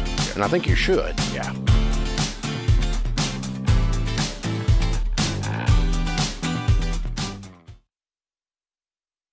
Healthcare has gotten to be ridiculous. It puts people, on the brink. And so it would have put us on the brink had we not had CHM. CHM saved our life, saved our financial lives. Christian Healthcare Ministries, or CHM, is not health insurance, but it is a budget-friendly option and the original health cost-sharing ministry for Christians. Get started today and check us out at chministries.org/budget.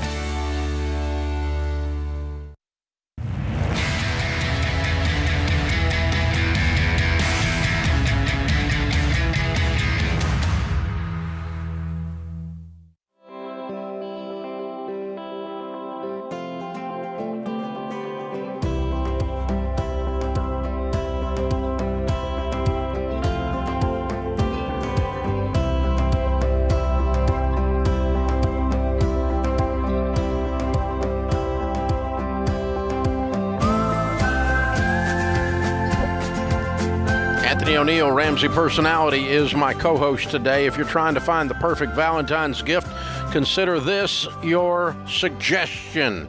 In order to make real progress with your money, you got to be on the same page as your spouse. And to make progress with your marriage, you got to be on the same page with your spouse. And you need to work together, being on the same page with your spouse to create a budget. To help you get on the same page, we've gathered up our best-selling books, our budgeting tools, and we bundles for couples all in one big sale for Valentine's. You can save up to 83%. Check it out at DaveRamsey.com. And you do not want to miss this coming Friday, the Big Money and Marriage live stream, February the 12th. Join Rachel Cruz, best-selling author and emotional wellness expert, Dr. John Deloney, also best-selling author, as they walk you and your spouse through a fun date night that will help you have better conversations, deeper connections, and faster progress with your money.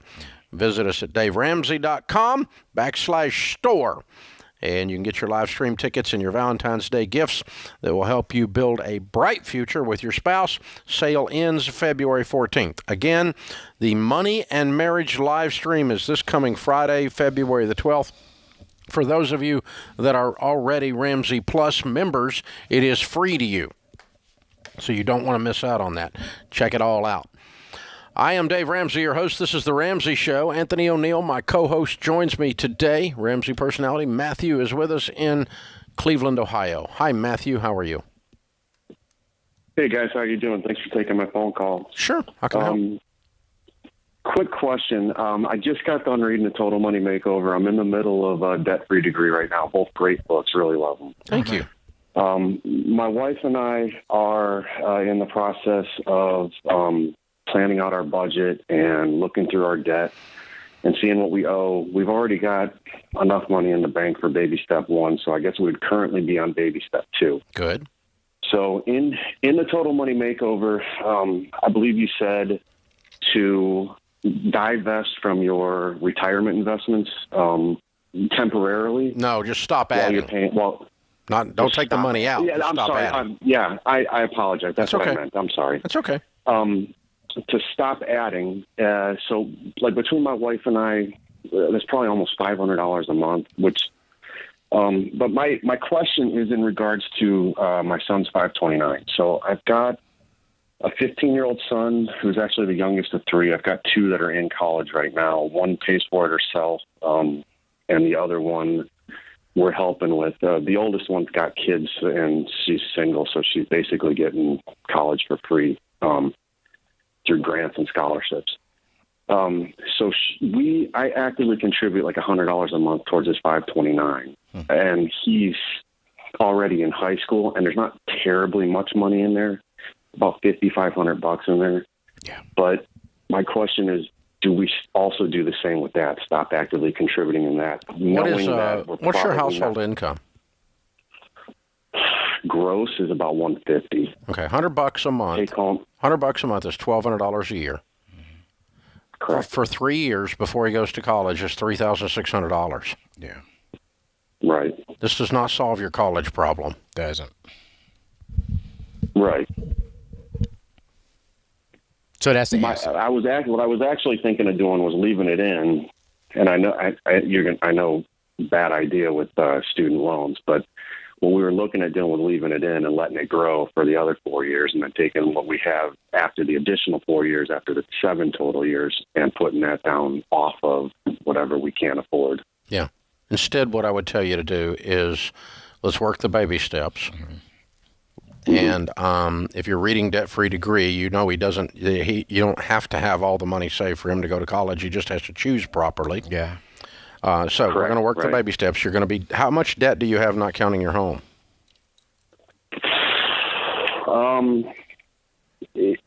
Numbers-wise, I haven't finished adding it up. It's over 100. My wife and I both have student loans, and then we co-signed for not co-signed, but we have parent loans for my other son. Okay.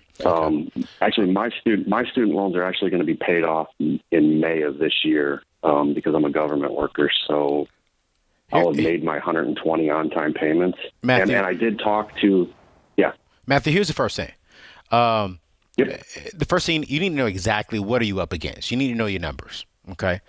before you can really fix the situation, you need to know exactly to the T how much debt that you're in. So this means you need to get on the budget.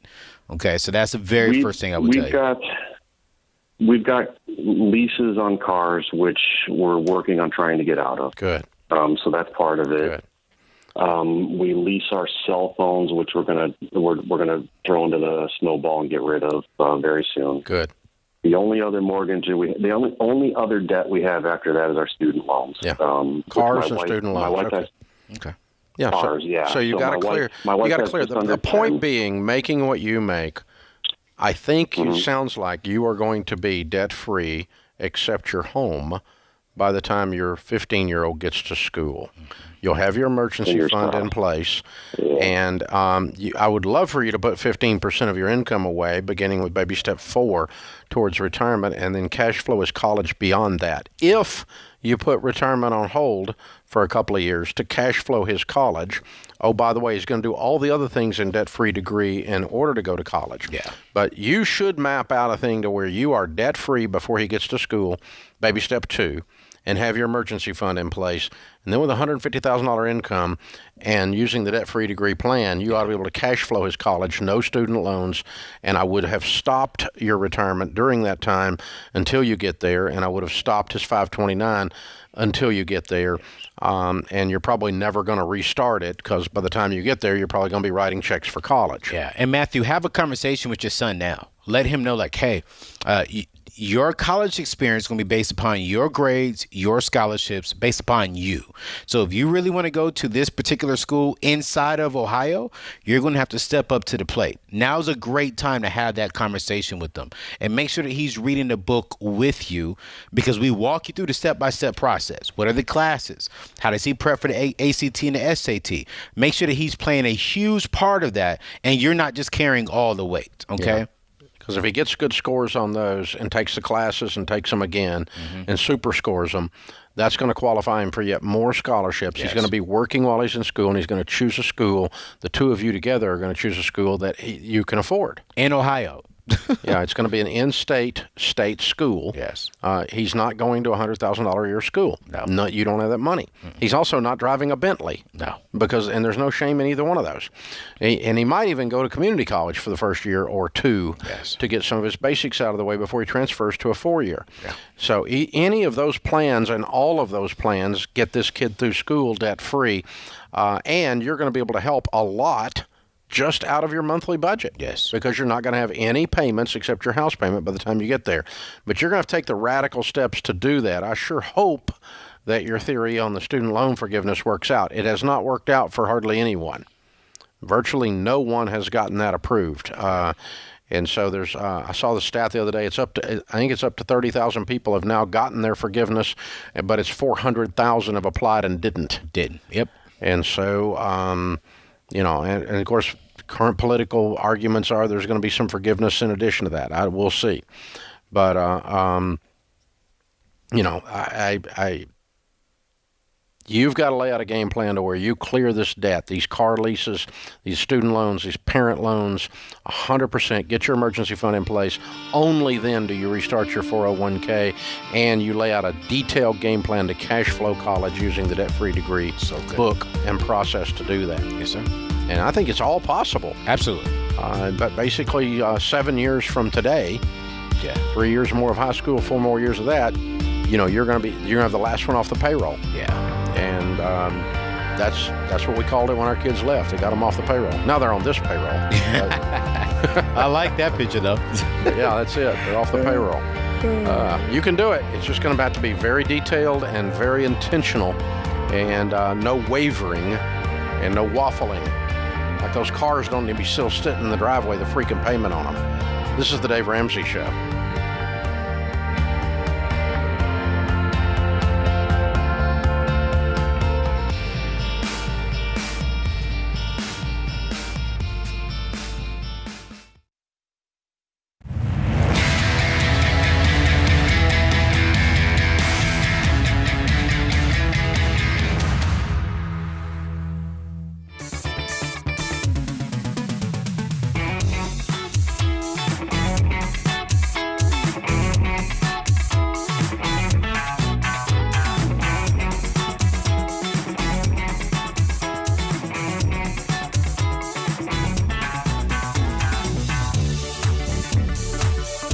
Matt and Sarah are with us in Minneapolis. It says on my screen you guys are debt-free. Congratulations.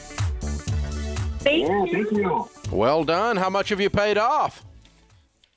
$141,000. Cool. How long did this take? It took me 17 months. Okay. And your range of income during that time? We started at about $235,000 and we ended at $280,000. Wow. What do you do for a living? I am in software sales. I'm in physical therapy. Okay. Wow. Cool. So I'm guessing some of this 141 must have been student loan debts. Well, you guessed right. A good amount of it. How much was it?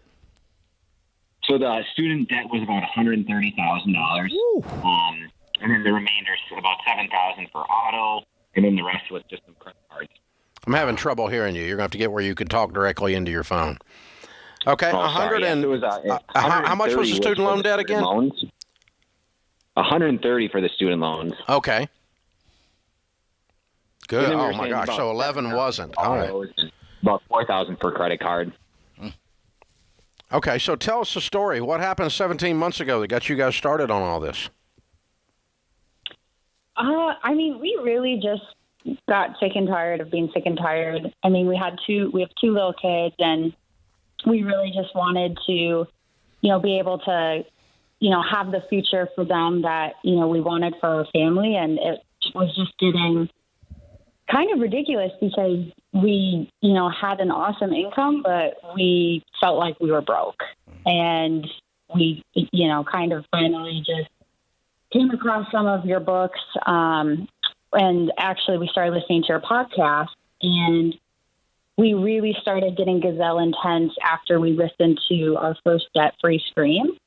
That really kind of hit home with us and really inspired us and got us motivated. And we just got gazelle intense since then. Wow. Very cool. Good for you guys.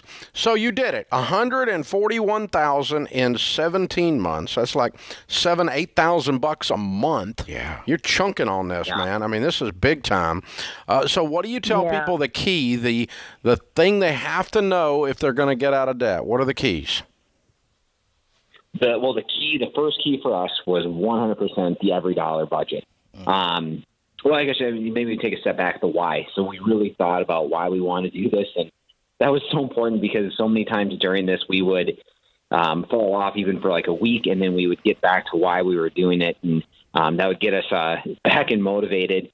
And then we'd use that gazelle intensity when we did have that focus, and then the budget just to keep us on track because, we were definitely spending more than we were meant to be spending at that moment.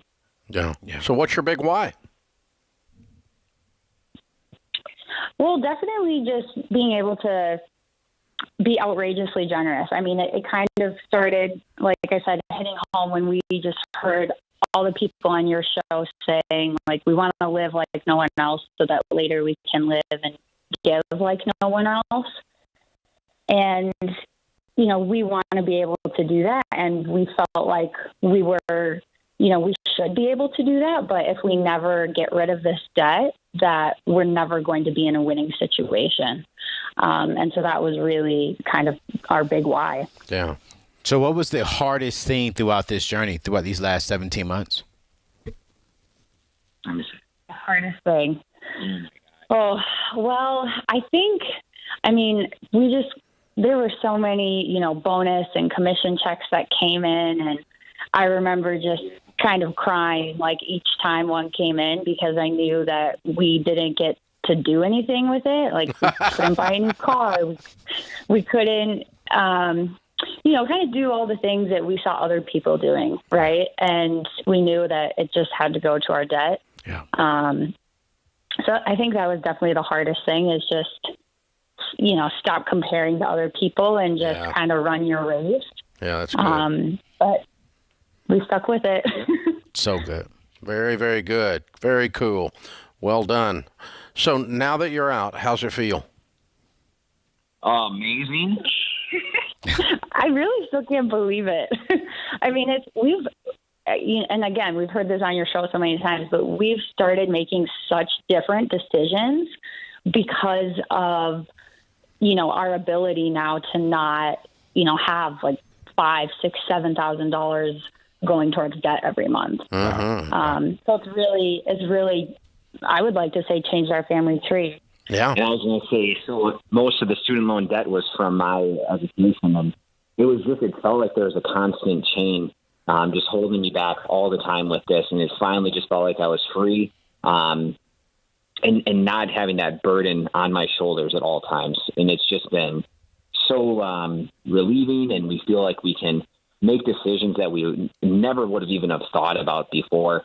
So, for example, we just decided this month that we're going to start our own business, and that was completely not even imaginable 3 years ago. Yeah. Wow. Very cool. Yeah. This Very is cool. exciting. I'm so proud of you guys. Very well done. Thank you. Yeah, we appreciate it. We took what you said to heart, and it made all the world of a difference. Yeah, you guys are incredible. We've got a copy of Chris Hogan's book for you, Everyday Millionaires.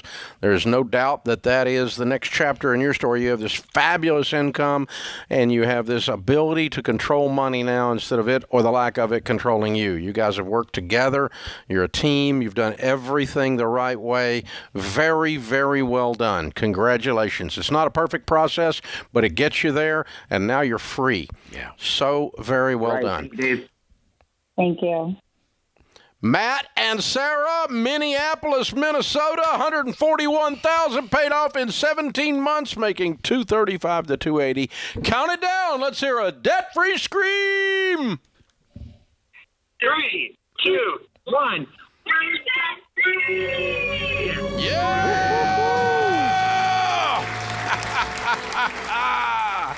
I love it. Well done, you two. Very, very well done. Tyler is in Kansas City. Hi, Tyler. How are you? I'm well. How are you guys doing? Better than we deserve. You got a little football hangover today? So I am a King Tom fan, so I'm really excited about how yesterday went. Oh, man. You're unpopular in your own neighborhood. Yeah, man. We're going ahead and end this call right now. How can we help you today, sir? Well, yeah, thank you for taking my call. Yeah, I've been a big fan of your show for a while, Dave, and read The Total Money Makeover as a wedding gift for my wife and I.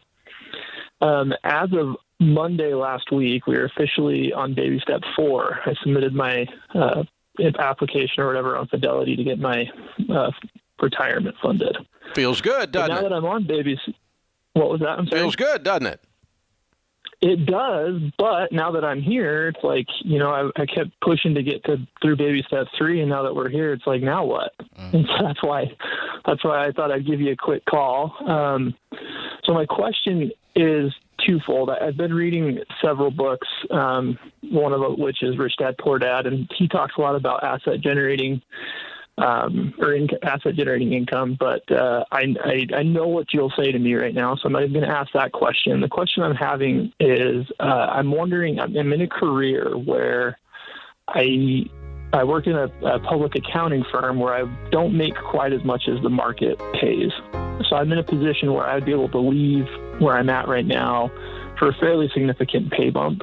Like what's that? What do you make now? What would you make if you left? Yeah, great question. So right now I make 67, and I've had several friends leave within the last couple of years, and they're both over 100, probably close to 110. Well, if you could get a quality firm with quality people, why would you not do that? Yeah, so, and I don't know, this is the question that I'm still trying to reconcile, is the thing that we've been kind of hounded on through college. All right, tell you what, you hold on. We come back from this break. We'll get the rest of your question.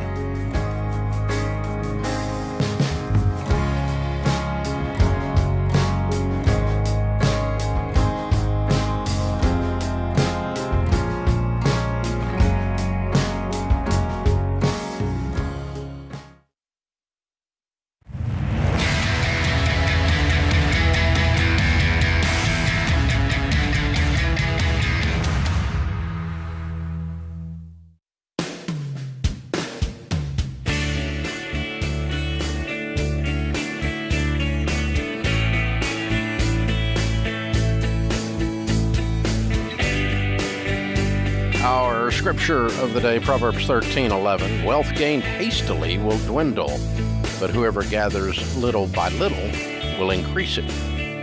Winston Churchill said, continuous effort, not strength or intelligence, is the key to unlocking our potential. Anthony O'Neill, Ramsey Personality, is my co-host today. We're talking with Tyler in Kansas City. He's in public accounting, has a job making $67,000, has the opportunity, baby step forward, just got there, has the opportunity to possibly take a position making almost double that somewhere else. And I said, well, if the people are high quality, and the firm is high quality, why would you not do that? And you were beginning to explain something to us as we headed into the commercial, Tyler. What was that? Yeah, thanks for coming back. Yeah, so, and this is kind of goes back to what we being accounting majors have been taught throughout college is there's a certain threshold that you hit. It's almost, it's a 5-year benchmark that you hit in public accounting. And at that point, you've kind of earned your stripes and then you've increased your earnings potential. And so it's almost like a long-term game I'm trying to think long-term, that if you leave before this 5 years, you've limited your earnings.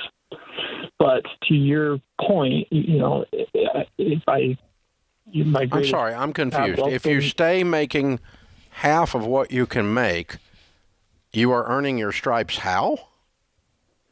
Yeah. This is the conundrum that I've been wondering is you get a title. That sounds like something from the 1950s. It's very archaic. I know, but it's not. The truth is that the money to be made in your field is not in public accounting. Long term, it would be, but that's 10, 15 years out. Well, building a book of business. Yeah, once you're a partner, then it's about your book of business, and it's much more lucrative. But as a first couple of years, it's certainly not. I see. Okay, so you're on a model where you're trying to make partner, much like a law student, where they work your butt off, you get nothing for 5 years, and then hopefully you can get your foot in the door. It's very similar. Yeah. Okay. All right. So that's what you mean by that. So if you went the other direction, why would you not be on the same track? You're working for a corporation doing accounting at that point. You're not up for partner. You're not going to stay in that world. Is that what you're saying? Yes. Okay. So what does a partner make at your place you work now? Yeah, it's kind of a smoke and mirrors question, but I would say probably close to 800, depending on market and clients, but 800 and above. Okay. And you're how far out from that? Oh, 14 years. Yeah. Yeah, and to be candid, that's not really where I want to live. I'm not real sure where I want to go, but I'm pretty sure I don't want to be a partner. So it's almost a question of, is it worth sticking around longer for potential higher earnings outside of public accounting because I stayed longer here, if that makes sense. Yeah. I think I'm moving on. Yeah. I'm glad you said that, Dave. That's just my inclination. And because I think that the other thing that I see with folks, in your field is that there's a lot of entrepreneurial opportunities that open up over time that you use your finance and accounting expertise in that can even be in a startup situation where you would make even more than you might have made were you a partner in a medium-sized firm. So there's a lot of different ways your career could bend and twist and turn over the years. Number one, I think the key thing here of what you said is you don't really like the destination, so why go 14 years to get there? Yeah. That answers my question. That's definitely something that I've been, in the Ken Coleman episodes in his show, that's one of the things that I often think about as well. So it's the old thing of if you climb the ladder of success and it's leaning on the wrong building, oh crap. Yep. Yeah. Yep. And so, we want to make sure the stinking ladder is leaning in the right place. Now, so what I've discovered is that the economy and the career path these days is a lot more dynamic and a lot more fluid than just one possible path for a given field of endeavor. Yeah. I would have never thought I would have been on the path I ended up on with a degree in finance and real estate. It was definitely not my intent to end up going broke and then coaching people on how not to do that. But it worked out okay for me. So it's a twist and a turn, and you pivot and you play the hand that's dealt you and so on. So it's, in other words, if you took the other position and you were there 5 years making twice and you were piling up cash during that time, that gives you the option to do other things. If you wanted to take a hard right or hard left turn, utilizing some of those skills and, again, go into an entrepreneurial startup of some kind or start your own public accounting firm, build your own book of business where you is the podna, baby. Yes, sir. And that kind of a thing. And you've got all kinds of options like that. And, with an extra $400,000 or $500,000 in the next 10 years, that would be... it just give you a lot of options. So I just don't think it's going to end up being a straight line to success, and you don't like where the ladder's leaning anyway. So I'm not staying there. I'm going to go ahead and start looking that other direction. Yeah. So maybe you need to live your dream, not your professor's dream. Ooh. So just my idea. What do I know? I like that, Dave. Open phones this hour.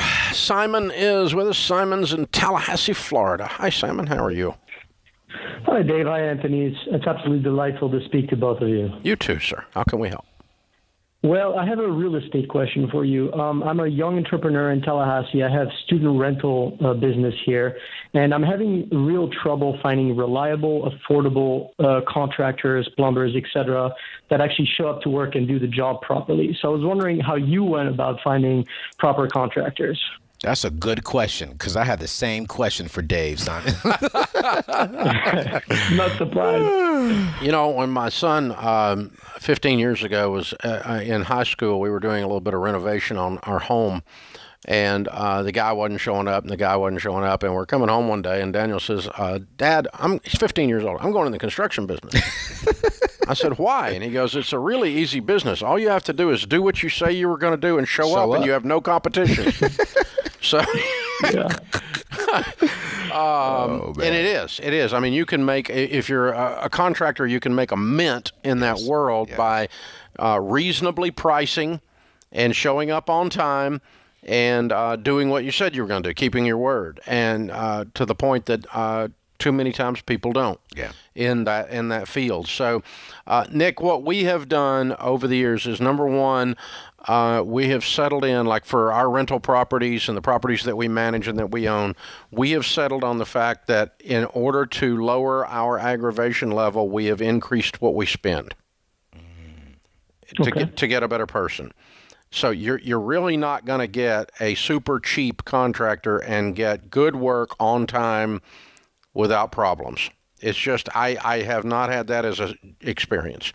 Because most of the guys that are in that world, they charge a little more because they know that they're the only ones that are going to do the right job on time the way they said. So, and I'll just pay a little more so I don't have the heartache of having to restart the project 4 times with 4 different people that screw it up every time. So I pay a little bit more, not a lot more. I'll pay double. I don't mean that, but I just changed my mindset on not necessarily always going with the lowest bid. And the second thing we do is that we are 100% of the time always looking for more contractors. If we have a guy that does painting for us, and we've got a really good one right now, he's an incredible guy. But we're always looking for another one because I don't know what day he's not going to, at what point he's going to blow up. Yeah. And so if I've got options as backup, I need some bench depth. And so just because I've got someone that does good roofing doesn't mean I'm going to only work with one roofer. I'm going to always have another one on the bench ready to go. And just because I've got someone that's good at building a deck, whatever the thing is that you're wanting done, I want another one in queue. Yeah. And pay a little more and get some bench depth. And that's about the only way to avoid the majority of the heartache. Good question. Thank you for joining us. Anthony, good job today. Dave, America, thank you. That puts this hour of the Ramsey Show in the books. We'll be back with you before you know it. In the meantime, remember, there's ultimately only one way to financial peace, and that's to walk daily with the Prince of Peace, Christ Jesus.